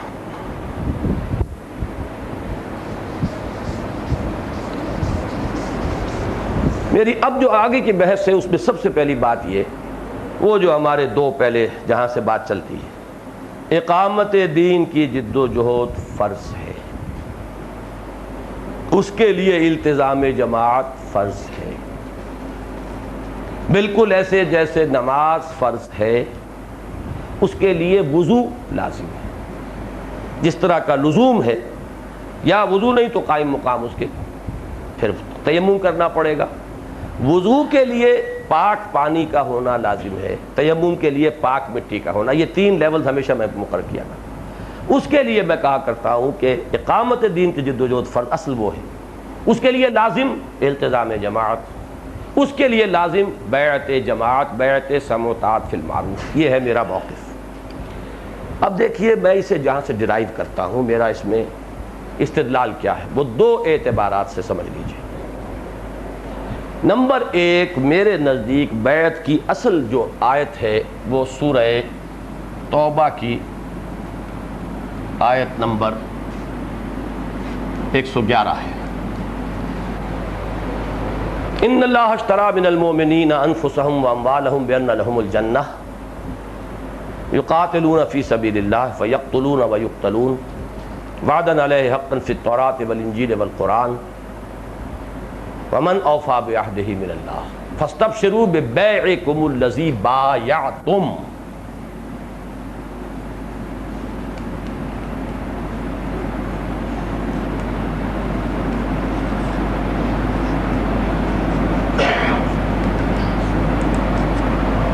بایعتم وہی باب مفعلہ ہے، بایع یبایع مبایعتن، مفعلہ اسی سے یہ لفظ بیعت استعمال ہوتا ہے، مبایع مبایعین بیعت کرنے والے، لفظ ایک ہی ہے۔ بیع کا لفظ بھی آ گیا، مبایعت بھی آ گیا۔ بیع ہے بندہ مومن کی وہ ایمان کی بنیاد پر جان اور مال اللہ کے حوالے کی جنت کے عوض ہے، بیع سلم، عوض ملے گا آخرت میں، یہاں جان اور مال دے دینی ہوگی، وہ دے دی، کس کے ڈسپوزل پر رکھیں اسے، کہاں خرچ کریں، کہاں کھپائیں، اس کے لیے کسی فرد کے ہاتھ پر بیعت ہے کہ تم جہاں کہو گے وہاں صرف کریں گے، تم جہاں کہو گے وہاں خرچ کریں گے، جان مال، ہم اس کے لیے تمہارے فکر پر، تمہاری سوچ پر، تمہارے طریقہ کار پر، تمہارے خلوص پر اعتماد کرتے ہیں۔ ان چاروں اعتبارات سے نبی تو ہے ہی، وراء الورا ثم وراء الورا، اس کے لیے تو شک و شبے کی گنجائش ہے ہی نہیں، لیکن باقی جو بھی ہوگا اس کے لیے شک و شبے کی گنجائش ہے، چاروں اعتبارات سے شک و شبے کی گنجائش ہے۔ لہذا وہاں کا معاملہ وہ فرض والا، یہاں کا معاملہ جو ہے وہ اس معنی میں فرض نہیں ہے، بلکہ یہ ہے کہ جس میں یہ چار شرطیں پوری ہو جائیں گی اس کے لیے وہ فرض ہوگا، ہر ایک کے لیے وہ فرض عام نہیں۔ اپنے فرض کی ادائیگی کے لیے، اقامت دین کے فرض کی ادائیگی کے لیے التزام جماعت شرط ہے، اور اس کے لیے اگر یہ چار شرطیں کسی شخص میں پیدا ہو گئی ہیں تو اس کے ہاتھ پر بیعت فرض ہے۔ یہ ہے وہ مفہوم جو سورہ فتح کی آیت نمبر 10 میں ہے، ان الذین یبایعونک انما یبایعون اللہ ید اللہ فوق ایدیہم۔ اے نبی، جو لوگ آپ سے بیعت کر رہے ہیں وہ حقیقت میں اللہ سے بیعت کر رہے ہیں، اللہ کا ہاتھ ان کے ہاتھوں کے اوپر ہے، دو ہاتھ تو ویزیبل ہیں، حضور کا ہاتھ اور صحابی کا ہاتھ، ایک تیسرا ہاتھ انویزیبل ہے۔ بیع کا معاملہ سودا دو کے مابین ہو رہا ہے، وہ صاحب ایمان اور اللہ، درمیان میں وہ کہاں خرچ کریں، ریسیور کون ہے اس کا، کس کے حکم سے خرچ کریں، وہ درمیان میں رسول آئے ہیں صلی اللہ علیہ وسلم۔ یہ ہے اصل میں اس کی جو قرآنی اساس ہے وہ ان دو آیات میں۔ اب آئیے سیرت کا معاملہ اور حدیث کا معاملہ۔ حدیث میں بیعت کی بہت سی قسمیں آئی ہیں، بیعت علی الاسلام، بیعت علی الجہاد، بیعت علی السمع والطاعہ، بیعت علی النصح لکل مسلم، حضور نے عہد لیا کہ ہر مسلمان سے خیر خواہی کرو گے، بیعت۔ تو بہت سی بیعتیں حدیث کے اندر ہیں، وہ حدیث کا جو میں نے عرض کیا اب اس میں حکمت کی ضرورت ہوگی، وہ حدیث میں تو ایک نیریشن آ گئی نا کہ فلاں وقت یہ ہوا، وقت کا بھی تعین نہیں ہوتا اس میں۔ حدیث میں ایک اور جو ہے مشکل وہ یہ ہے کہ کون سی حدیث کس وقت کی ہے اس کا تعین نہیں ہوتا، کہیں کہیں ہو جاتا، جیسے کہ بیعت عقبہ اولیٰ، بیعت عقبہ ثانیہ کا تو تعین ہو گیا، باقی کا تو نہیں ہوا، لیکن یہ کہ بیعتوں کا ذکر ہے، اس سے جو چیز میں ڈیڈیوس کرتا ہوں کہ جو بھی عہد اور معاہدہ ہو اس پر لفظ بیعت کا اطلاق ہو سکتا ہے۔ میرے نزدیک میں اپنے مفہوم کو واضح آج کروں، نکاح بھی ایک بیعت ہے، اگرچہ اس کے اوپر لفظ بیعت کا اطلاق نہیں ہوا ہے، جو حدیث میں آیا وہی ہم استعمال کریں گے، لیکن ایک عورت سمع و طاعت فی المعروف کا عہد کرتی ہے جب کسی شخص کو اپنا شوق تسلیم ہو، اس لیے کہ اسے کہنا ماننا ہے۔ اللہ اور اس کے رسول کے حکم کے خلاف اطاعت نہیں ہوگی، اللہ اور اس کے رسول کے حکم دائرے کے اندر اندر بیوی کی رائے ایک ہے، شوہر کی رائے ایک ہے، کون فیصلہ کرے گا؟ کوئی چیز دونوں مباح ہے، دونوں میں سے کوئی بھی حرام نہیں ہے، باقی سارا معاملہ جو ہے صغرا کبرا عقلی ہے، مصلحتیں ہیں، کس کی بات چلے گی، کس کی بات ماننی پڑے گی؟ who has to give in, who has the upper hand؟ الرجال قوامون علی النساء، سمجھا؟ اسی لیے فالصالحات قانتات، صالحات کی پہلی صفت یہ ہے کہ فرما بردار۔ تو یہ بھی ایک بیعت ہے، بیعت سمع و طاعت فی المعروف ہے حقیقت میں یہ، اگرچہ اس کے لیے یہ اسلوب استعمال نہیں ہوا۔ ہم سنت سے قریب تر رہنے کے لیے ہم جس چیز کے لیے جو اسلوب سنت میں آیا ہے وہ اختیار کریں گے، یہ ہمارا ایک تقاضا ہے اتباع سنت کا، اگرچہ میرے نزدیک ہر کانٹریکٹ پر بیعت کا اطلاق ہے، اور بیع کا لفظ اپنی لغت کے اعتبار سے آیا ہی یہاں سے ہے کہ عرب میں رواج تھا، سودا ہوا لو بھائی یہ مال یا یہ چیز اتنے روپے، پھر ہاتھ ہینڈ شیک، اب سودا پختہ ہو. یہ ہینڈ شیک جو ہے در حقیقت سودے کی پختگی کی علامت ہے. مصافحہ یہی بیعت تھی، ایک کچھ ہے جو معاہدہ ہوا ہے دو فریقوں کے مابین، اس پر ہینڈ شیک ہو گیا ہے، بات پختہ ہو گئی. تو لغت میں تو ہے ہی اصل میں یہ. تو every contract can be termed a بیع، جس میں کہ سموتات کا کوئی پہلو لمٹ کے ساتھ آ رہا ہو فی المعروف کے ساتھ. اب حدیث کے اندر جو ہے وہ مختلف آپ کو منتشر ملیں گے جو واقعات بیعت ہیں، کس مرحلے پر ہوئے، کب ہوئے، کس طرح ہوئے. لیکن جو ہمارے لیے خاص طور پر جو رہنمائی ہے، اب اس کے لیے ہمیں سیرت کی طرف رجوع کرنا ہے.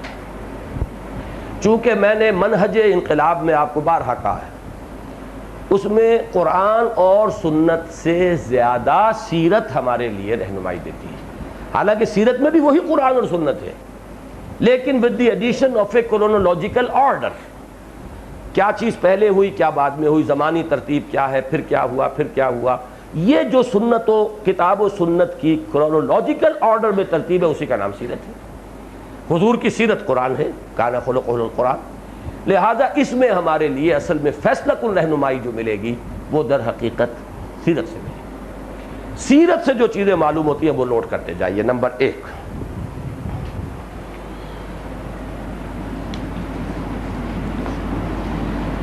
مکی دور کے پہلے 10 سال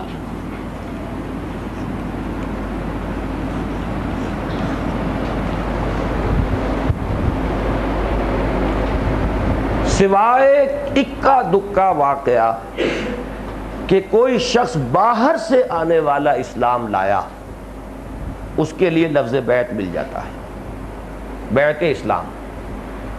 لیکن کسی بھی مکی صحابی سے کوئی بیعت ثابت نہیں. بیعت اسلام کے بھی کوئی اکا دکا واقعات ہے، صرف کوئی بیعت، نہ سموتات، نہ جہاد، نہ ہجرت، نہ اسلام. آخر وہاں بھی لوگ اسلام لاتے تھے، کیسے لاتے تھے اس کا کوئی ذکر نہیں آپ کو ملے گا. یہاں وہی بات ذہن میں رکھیے کہ کسی شے کا عدم ذکر اس کے عدم وجود کو مستلزم نہیں ہے. ہو سکتا ہے کہ ہوتی ہو بیعت اسلام، لیکن ہمارے پاس جو بھی گیون ریکارڈ ہے، اویلیبل ریکارڈ ہے، اس میں کہیں اس کا کوئی تذکرہ نہیں ہے، الا یہ کہ باہر سے آنے والے کے لیے، جسے آج یہاں سے ہو کے پھر چلے جانا ہے، جو یہی ہے وہ تو ہر وقت حضور کے ساتھ ہے. اس کے لیے شاید کوئی سیریمونیل انداز اختیار کیا ہی نہ ہو حضور نے، بس اس نے کہہ دیا اشہدو اللہ الہ الا اللہ واشہدو ان محمد رسول اللہ، اسلام میں داخل ہو گئے. اس میں کوئی خاص اور آپ نے بیعت اور ہاتھ میں لانے کی کوئی بات نہ کی ہو. لیکن اس یہ نوٹ کیجئے کہ مکی دور کے پہلے 10 سال میں صرف اکا دکا واقعات بیعت اسلام کے ملتے ہیں، اور وہ بھی مکے کے کسی شخص کے نہیں بلکہ باہر کے. پہلی بیعت جو ہو رہی ہے وہ بیعت عقبہ اولیٰ انصار سے ہو رہی ہے سن 10 کے اواخر میں.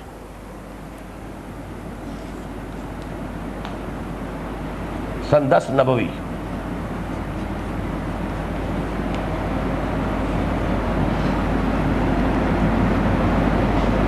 پہلی بیعت عقبہ یہ بھی انصار سے ہوئی ہے، بلکہ 11 کہنا چاہیے، یہاں نوٹ کر لیجیے 11 ہے. اس لیے کہ سن 10 ہے عام الحزن، اس میں آپ نے سفر کیا طائف کا، وہاں سے واپس آئے، وہ مایوس کن حالات جو ہیں ان کو ذہن میں لے آئیے، وقت نہیں ہے تفصیل کا. واپس مکے میں داخل ہوئے جیسے ہوئے. اب 6 افراد اس موسم حج میں مل گئے، لیکن ان سے بھی نہ کسی بیعت کا ذکر ہے، نہ ان سے بیعت اسلام کا ذکر ہے. 11 میں 12 افراد آئے، 6 میں سے جو پہلے آئے تھے 5 آئے، 1 نہیں آئے. ان کا انتقال ہو گیا یا نہیں آ سکے یہ مجھے نہیں معلوم، مستحضر نہیں اس وقت. 7 مزید آئے، 12 آئے. پہلی بیعت ہوئی. یہ بیعت عقبہ اولیٰ جو کہلاتی ہے یہ وہی ہے جو قرآن مجید میں بیعت النساء ہے. ہم شرک نہیں کریں گے، چوری نہیں کریں گے، بدکاری نہیں کریں گے، قتل نہیں کریں گے، تہمت نہیں لگائیں گے. وہ جو سورہ ممتحنہ کے آخر میں ہے، اذا جاءک المؤمنات یبایعنک لا یشرکن باللہ، کیا ہے اس میں پوری آیت مجھے یاد، تو وہ ذہن میں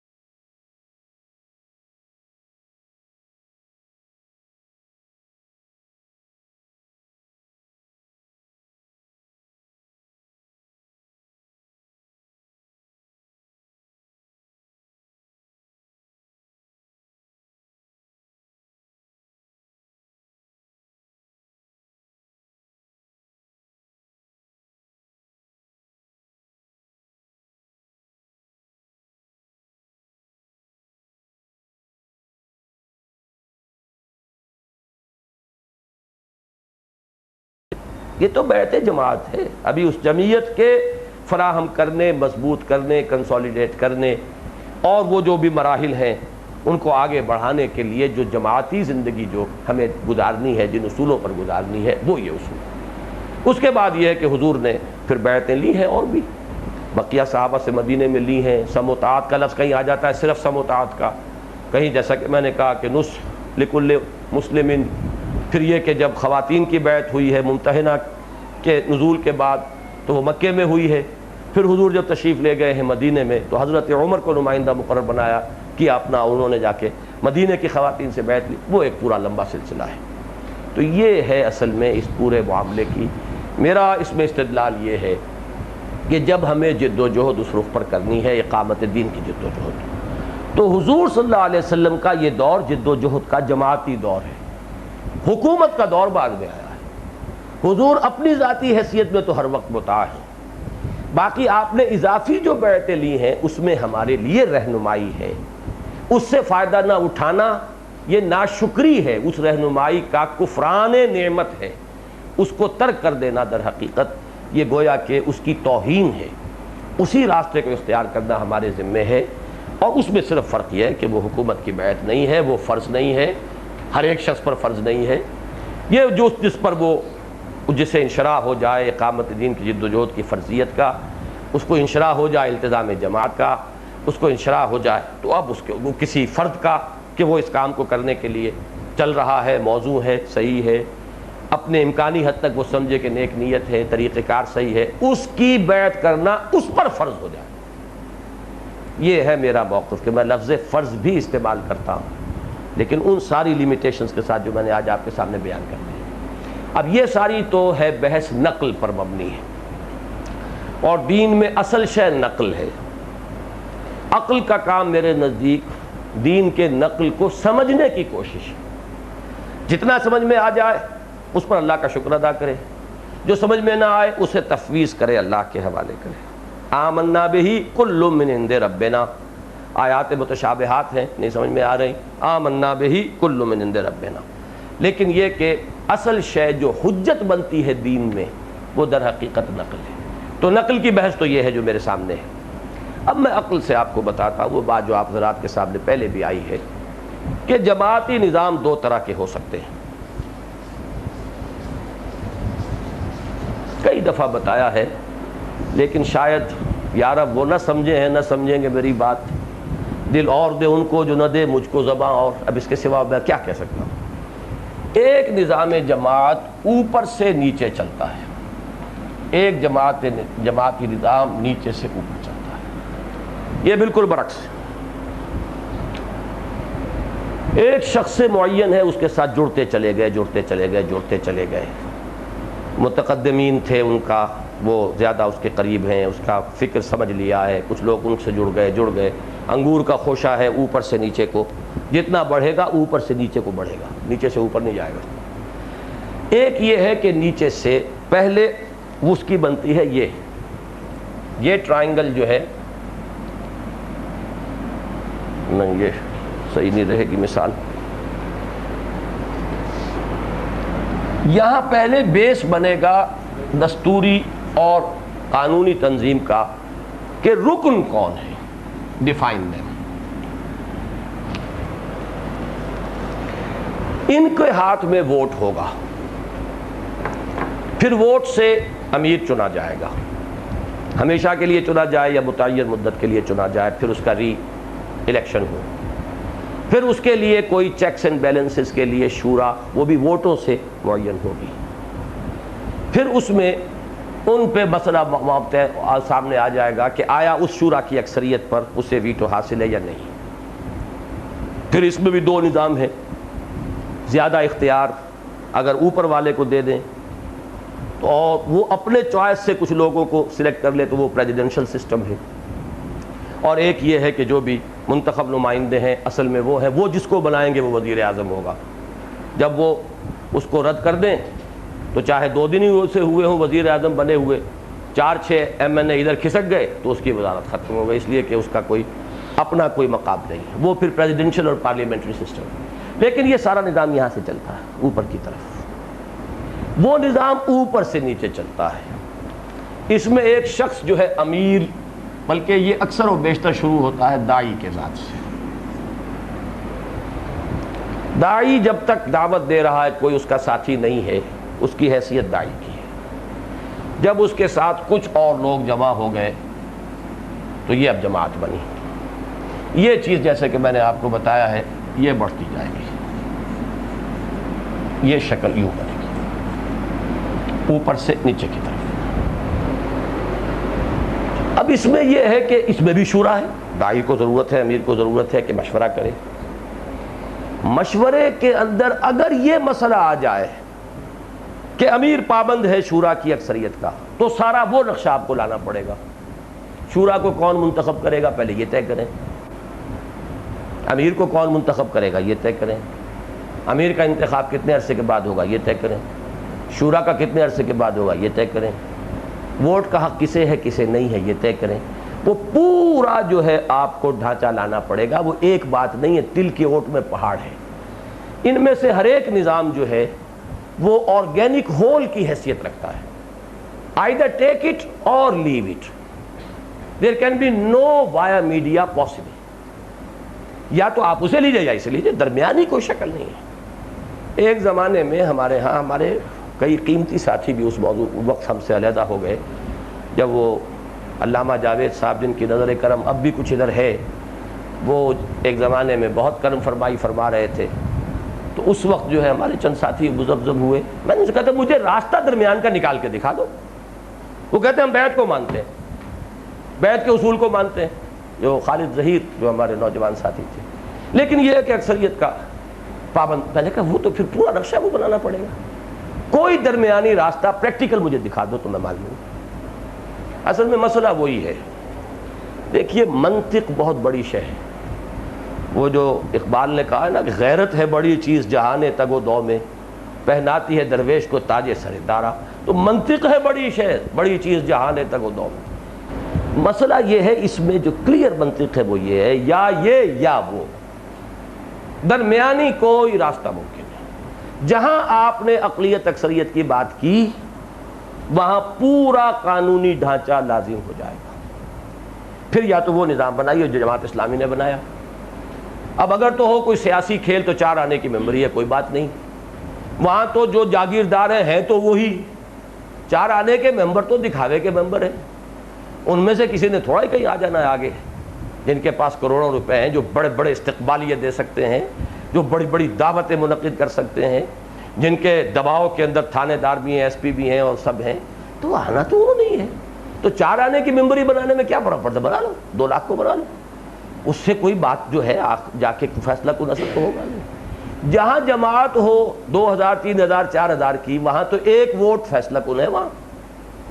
اور وہ ووٹ اگر آپ نے پوری طریقے سے اس تربیت کے مراحل سے اور امیدواری کے مراحل سے گزار کر اس کے ہاتھ میں نہیں دیا کہ آپ کو اطمینان ہو جائے کہ اس کا ذہن بھی اسی رخ پہ ڈھل چکا ہے، اس کی پوری جذباتی جو ہے وابستگی بھی ہو چکی ہے، اور یوں سمجھیے کہ اگر اسے میں اس لفظ میں کہوں کہ اس کی پوری برین واشنگ ہو چکی ہے، اس کی پوری کمٹمنٹ ہمارے ساتھ ہو چکی ہے اس فکر کے ساتھ، تو پھر تو رسک لے سکتے ہیں کہ لئے ہاں آپ بھی ووٹ لے لیجیے. ورنہ تو یہ ہے کہ وہ تو بہت بڑا رسک ہے کہ بالکل نئے قسم کے لوگ جو اس تحریک کے اندر نووارد ہوں، جھٹ پٹ 4-5 کاپیاں، جیسے پیپلز پارٹی کے آج کل کاپیاں جو ہے پکڑی جا رہی ہیں جعلی، وہ کاپیاں لیں اور 2 روپے یا 100 روپے بھی آپ اگر اس کی ممبرشپ رکھ دیں تو جو کروڑوں میں کھیل رہے ہیں انہیں ہزاروں کے ممبر بنانے میں کیا دیر لگتی ہے.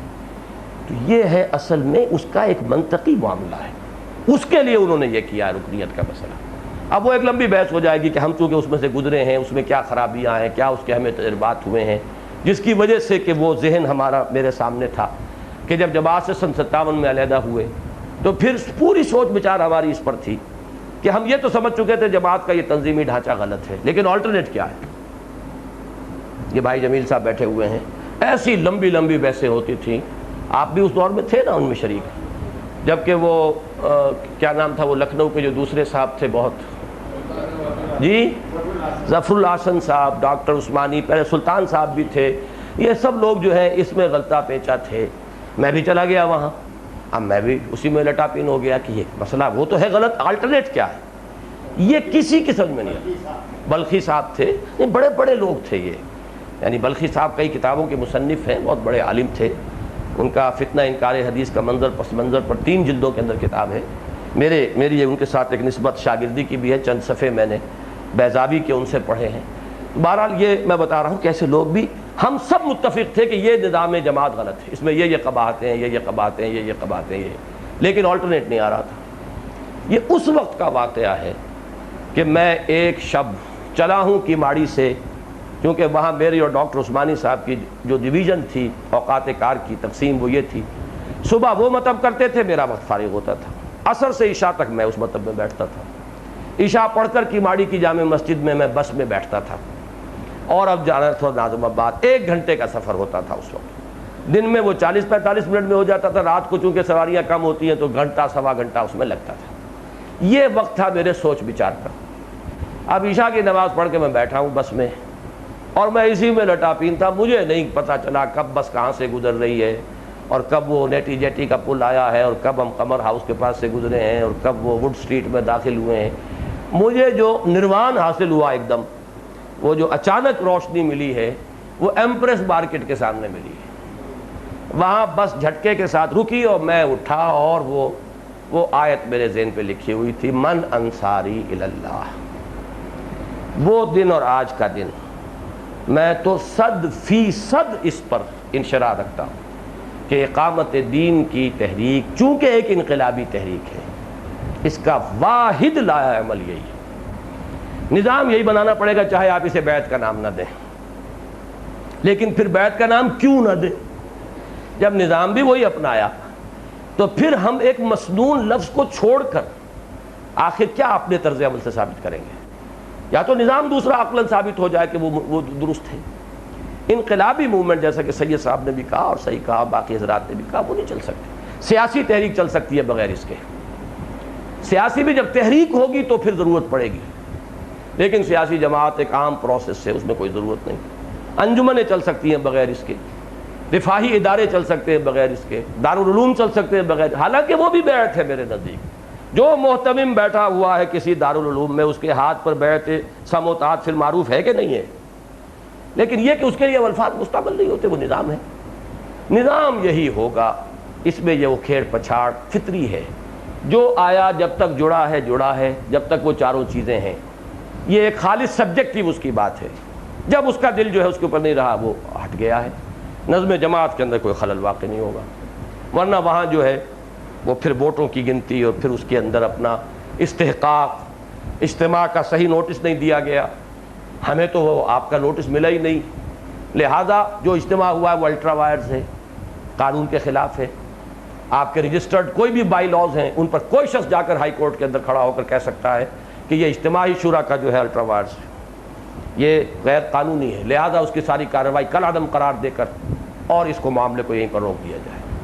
یہ اس انجمن میں ہو سکتا ہے، یہ تو اللہ کا فضل ہے کہ جو آج تک نہیں ہوا، اور اس میں بھی وجہ یہ ہے کہ ویٹو میرے پاس ہے، یہ ہے وہ شے، ورنہ یہ کہ کوئی بھی شخص کسی وقت کر سکتا تھا freeze all the account, bank account, اس لیے کہ یہ قواعد تھے، اس کے اندر یہ خلاف ورزی کی گئی ہے، لہذا یہ شورا جو مجلس منتظمہ کا اجلاس ہوا ہے یہ غیر قانونی، لہذا اس کو یہیں پر روک دیا جائے۔ یہ ہوتے روز مقدمات ہوتے ہیں، انجمنیں پیرالائز ہو کر رہ جاتی ہیں۔ تو انقلابی جماعتیں اس رخ پر نہیں چل سکتی۔ انقلابی جماعتوں کے اندر یہی راستہ ہے عقلاً بھی، اور یہی راستہ ہے جو نقلاً بھی ہے۔ تو متفق گردید رائے بو علی بارائے من، جہاں یہ دونوں چیزیں مل جائیں، وہاں تو یہ کہ ہم اپنے مقصد سے ہی غداری کر رہے ہوں تو اس سے ہم خام خواہ جو ہے زمانے کا دباؤ اور زمانے کے حالات اور لوگوں کی سوچ، ان چیزوں سے کوئی تاثر قطعاً نہیں لینا چاہیے، اور ہمیں انشراح صدر کے ساتھ اسی پر چلنا ہے۔ اور اب میں اپنا فیصلہ سنا رہا ہوں، تنظیم اسلامی میں آئندہ اجتماعی سطح پر اس موضوع پر کبھی کوئی بحث نہیں ہوگی۔ اب جو بحث ہوگی وہ انفرادی طور پر I will remain open for correction، لیکن وہ انڈیویجول مجھ سے جو چاہے بات کرے، جس طرح چاہے مجھ سے وقت لے، مجھے قائل کرے، مجھ سے پوچھے، یہ ہوگا انفرادی۔ اب آئندہ یہ آخری موقع ہے کہ اس ایشو پر ہم نے گفتگو کی ہے، اجتماعی طور پر اب ہم اس موضوع پر کبھی کوئی وقت اپنا صرف نہیں کریں گے۔ میرا یہ فیصلہ ہے، باقی ہر شخص جو ہے وہ اپنے فیصلے کا خود مختار ہے، اس کو جو چیز نظر آئے عند اللہ وہ خلوص و اخلاص کے ساتھ جو فیصلہ کرے گا، میں اس کے اوپر کوئی فتویٰ نہیں لگاؤں گا۔ اسے حق حاصل ہے، اسے مجھ سے بہتر آدمی ملتا ہے ادھر چلا جائے، اسے مجھ سے بہتر طریقہ کار ملتا ہے ادھر چلا جائے، بہتر نظام جماعت ملتا ہے ادھر چلا جائے، لیکن یہ کہ جس شے کا نام تنظیم اسلامی ہے، جو بہرحال اپنی ایک تاریخ رکھتی ہے، جس کے قیام کا میں نے فیصلہ سن 74 میں کیا تھا، جو مارچ سن 75 میں قائم ہوئی تھی 12 افغانی روڈ سمن آباد میں، اور جو اب تنظیم اسلامی کے نام سے معروف ہے، اس کا نظام یہی بیعت کا رہے گا انشاءاللہ العزیز۔ اقول قولی ھذا واستغفر اللہ لی ولکم ولسائر المسلمین والمسلمات۔ اب کچھ سوالات تھے بعض حضرات کے، کر لیجئے ہمت، اب جہاں اتنا ہوا، جہاں ستیاناس وہاں سوا ستیاناس صحیح۔ ہاں ایک سوال یہ لکھا ہوا ہے، انجمن کی سطح پر ویٹو پاور کا اختیار امارت کے قریب ہے یا آمریت کے؟ جو چاہے آپ اسے کہہ لیں، بہرحال وہ ہے اور وہ رہے گا۔ جب میں ویٹو کا قائل ہوں تو میں نے انجمن جب بنائی ہے تو اس میں کچھ قواعد و ضوابط رکھے، لیکن ویٹو رکھا۔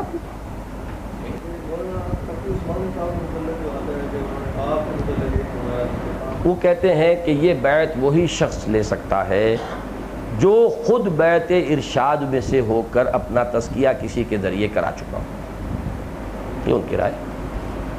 فی نفس ہی اس بیعت کے وہ منکر نہیں۔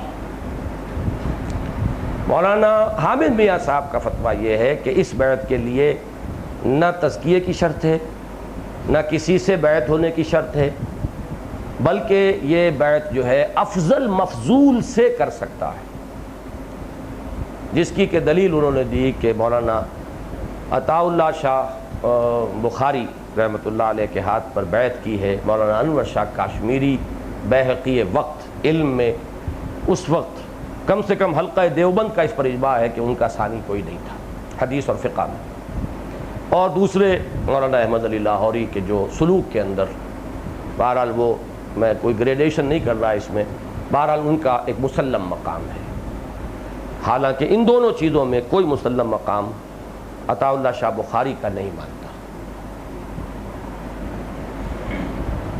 بیعت سے ہی منسلک جو ہے وہ مشورے کا، امیر کا مشورہ طلب کرنا یا اس کو مشورہ دینا، اس میں اس چیز کو بھی اگر واضح کر دیا جائے کہ بغیر مشاورت کے اجلاس کے بلائے یا ان افراد کو بلائے بھی امیر اس پوزیشن میں ہے کہ وہ فیصلہ دے دے۔ ٹھیک ہے، اس میں اچھی بات ہے، مشاورت کی بات کی ہے۔ دیکھیے اس میں مشورہ حق ہے، اس میں مشورہ ضرورت ہے داعی کی، اسے اوپینین فارم کرنا ہے۔ He needs the advice of his colleagues, comrades، یہ اس کی ضرورت ہے۔ اگر حق کہیں گے تو ہمارا حق پامال ہو گیا، ہمارا حق تھا کہ ہم سے مشورہ کیا جاتا، تو ہمارا حق جو ہے وہ تو پھر کیا، وہ تحریک استحقاق پیش ہو جائے گی، ہمارا حق جو ہے وہ مجروح ہوا۔ لیکن اگر یہ ضرورت ہے تو جو اس نے مناسب سمجھا، جس کے لیے مناسب سمجھا، اس سے مشورہ کر دیں۔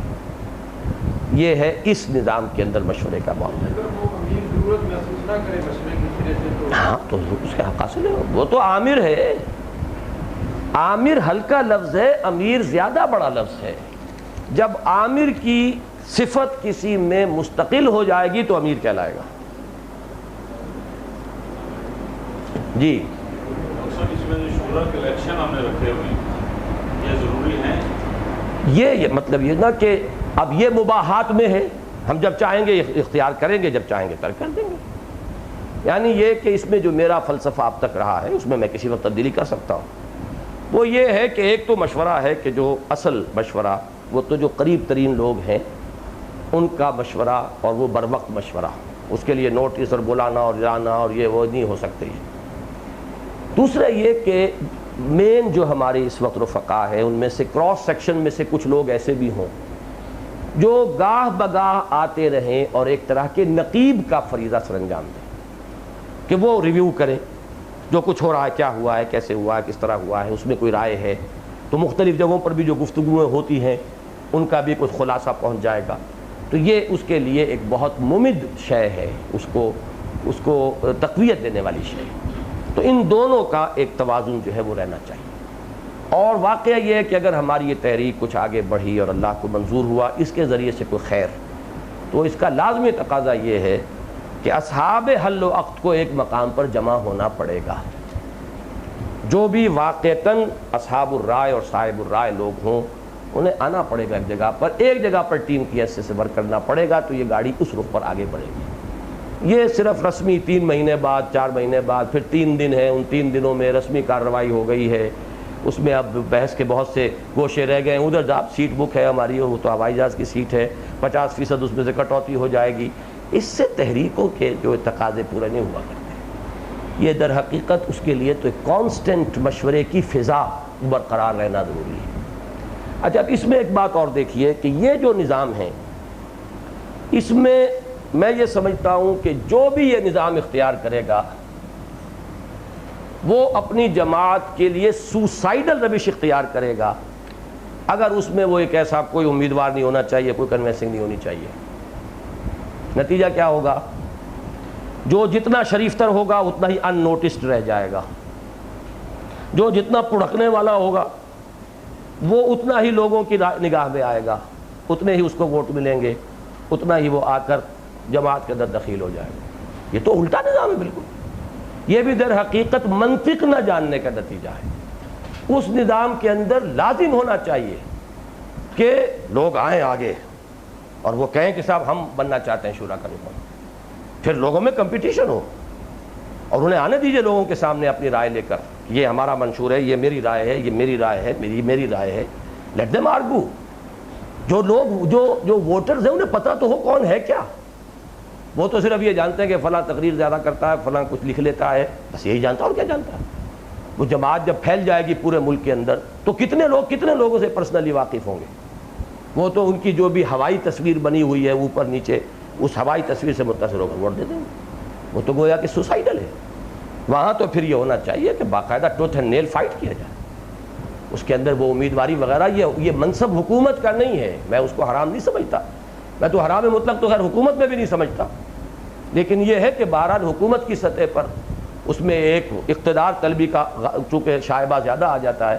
جماعت میں تو ایک قربانی اور محنت کرنے کے لیے آگے آنا چاہتے ہیں آپ، تو اس میں آگے آنے کے لیے یہ نہیں ہے۔ اب جو بھی جب فلسفہ آپ نے وہ اختیار کر لیا تو اب جو جتنا شریف ہوگا، جس کا جتنا ظرف ہوگا، جو جتنا خاموش ہوگا، جس کا جتنا ظرف ہے اتنا ہی وہ خاموش ہے، علم اس کا کتنا بھی ہو، وہ اس کے لیے صاحب الرائے کتنا بھی ہو، وہ سامنے نہیں آئے گا، کچھ اور لوگ قابض ہو جائیں گے۔ پھر قانونی نظام ہے تو پورا انہی کے ہاتھ میں آ گیا نظام، پورا پالیسی۔ یہاں یہ ہے کہ اس امیر کو معلوم ہے میرا ساتھی جو ہے کون کیا ہے، he has an assessment of each and every individual. کم سے کم جو نمایاں ہیں، جو پرانے ہیں، ساتھی ہیں، ان کے بارے میں ایک رائے رکھتا ہے۔ کسی کے بارے میں جانتا ہے کہ وہ خاموش تباہ ہے، بولتا نہیں ہے، لیکن اس کی رائے بہت گہری ہے، فلاں مسائل میں اس کا تجربہ زیادہ ہے، تو وہ اپنی ضرورت کے تحت مشورہ کرتا ہے۔ یہی وجہ ہے کہ ہم اپنی شوراؤں میں بلا لیتے ہیں لوگوں کو، آ جائیں۔ آج تک خیر کاؤنٹنگ آف ووٹس کی نوبت نہیں آئی، لیکن یہ کہ یہ جو ہے نا ہماری شورا کا جو قانونی نظام ہے وہ میرے نزدیک اس وقت ہو گیا ہے ایک جنرل رابطے کی ایک شکل، تمام رفقا کے ساتھ ایک رابطے کی صورت بھی ہے، ایک فیڈ بیک بھی اس سے ملتا ہے، اور ایک نگرانی کی سی کیفیت۔ باقی یہ ہے کہ اصل تو مشورہ جو ہے وہ صاحب امر جو ہے اپنے قریب ترین اور جو اویلیبل لوگ ہیں وہ انہی سے مشورہ کریں۔ اسی لیے میں نے کہا تھا کہ اگر یکسو ہو کر ہم فیصلہ کرتے ہیں اسی بیعت کے نظام کا، تو کچھ ابھی تک ہم نے ان کے تقاضوں کو ابھی بتمام و کمال پورا نہیں کیا ہے، ہمیں اس کی طرف بھی پیش قدمی کرنی ہوگی اگر یہ پورے انشراح صدر کے ساتھ طے ہو جائے۔ تو وہ بات جیسا کہ میں نے عرض کیا ہے کہ وہ فیصلہ میں نے کر دیا ہے، باقی ساری باتیں سننے کے بعد، اور اب اس میں پھر مزید سوچیں گے کہ اس کی اور کیا موڈیلٹیز کیا ہیں اور اس کی پریکٹیکل کیا کیا ضرورتیں ہیں کہ جو ہمیں اس نظام کی مناسبت سے پوری کرنی چاہیے۔ اور کوئی سوال؟ عوام کی مصلحت کے خاطر نظام بیعت کچھ عرصے کے لیے معطل کیا جا سکتا ہے، بشرطے کہ میں اسے مصلحت سمجھوں۔ آپ کی کاؤنٹنگ آف دی ووٹ سے میں یہ فیصلہ نہیں لوں گا آپ سے۔ آپ نے فرمایا تھا کہ ایسے فقی معاملات میں جو اطلاق ہے اس پہ نہیں ہو، لیکن جب آپ نے نظام جماعت اور بیعت کے متعلق مثال دی ہے تو بعد اور لزوم کی اس میں کنفیوژن پیدا نہیں، اس میں لزوم کی دی ہے میں نے مثال، جیسے اس کے لیے لازم ہے وہاں بھی کچھ چیزیں لازم ہیں، یہ لزوم فقہی ہے وہ لزوم حقیقی ہے۔ چلیے جی، اب تک ہم اپنے بیت کو بیت جہاد کہتے آئے، آج آپ نے جو فرمایا اس سے اس کا مستقل جو ہے وہ بیت اکبر ثانیہ، بیت اکبر ثانیہ کے جو الفاظ ہیں اب ہم بیان کرتے ہوئے اس میں فرق کریں کیا یہ ہماری بیت جہاد ہے؟ نہیں، جب ہم بیعت کے ایشو پر تقریر کریں گے تو بیعت جہاد بھی اس شعر کے حوالے سے ہم بیان کریں گے، لیکن پہلے جب ہمارے الفاظ یہ تھے کہ ابایعک علی السمع والطاعت والہجرت والجہاد فی سبیل اللہ، تو وہ شکل اور تھی۔ اب ہم نے ہجرت اور جہاد کو معاہدہ اللہ کے ساتھ جو ہے اس کے اندر نتھی کیا ہے، وہ معاہدہ اللہ کے ساتھ ہے، البتہ اس کے ضمن میں کس وقت کیا کرنا ہے اس میں وہ بیعت میری ہے، تو یہ بیعت سموطاعت فی المعروف ہے یا بیعت جماعت اس کو آپ کہیں، لیکن جہاد ہی کے لیے ہم یہ کر رہے ہیں، اس لیے مجازن اس کے اوپر اس لفظ کا اطلاق ہو جائے۔ اس معنی میں جو جہاد کا مفہوم ہمارے سامنے ہے، فقہ میں جہاد جو ہے وہ صرف قتال کا نام ہے، اس سے بھی کچھ گڑبڑ ہوتی ہے، تو مصلحت اسی میں ہے کہ بیعت جہاد کا لفظ ہم ترک کر دیں، بیعت جماعت بیعت سموطاعت فی المعروف جو ہے اصل اس کی حقیقت، اسی تک ہم اپنے آپ کو محتاط۔ جی آپ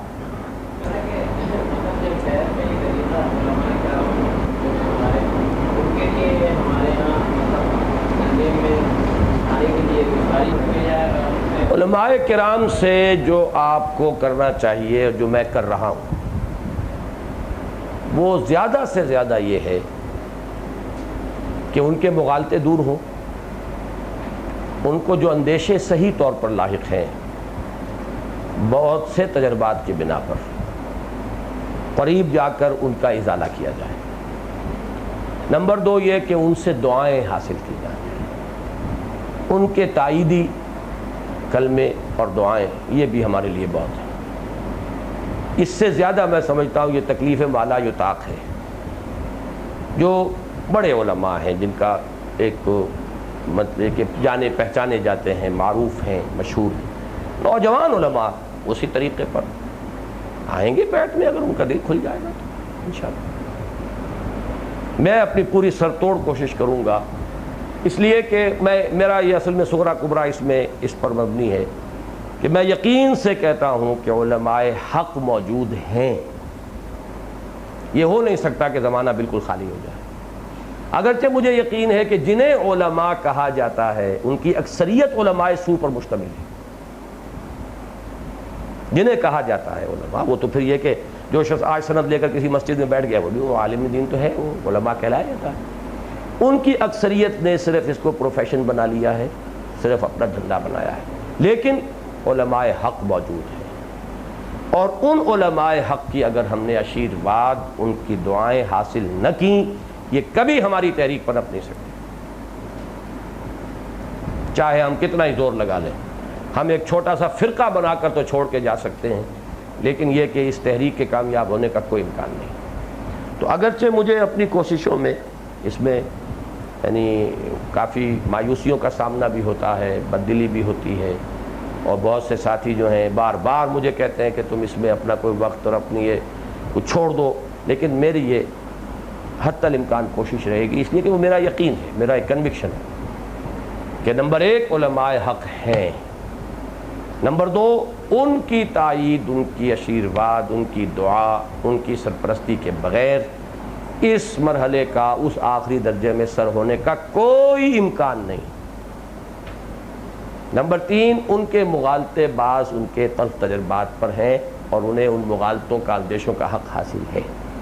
یہ ہمارا کام ہے کہ ہم ان اندیشوں کو رفع کریں۔ We have to put in sustained effort to that end۔ سبحانک اللہم و بحمدک نشہد ان لا الہ الا انت نستغفرک و نتوب الیک۔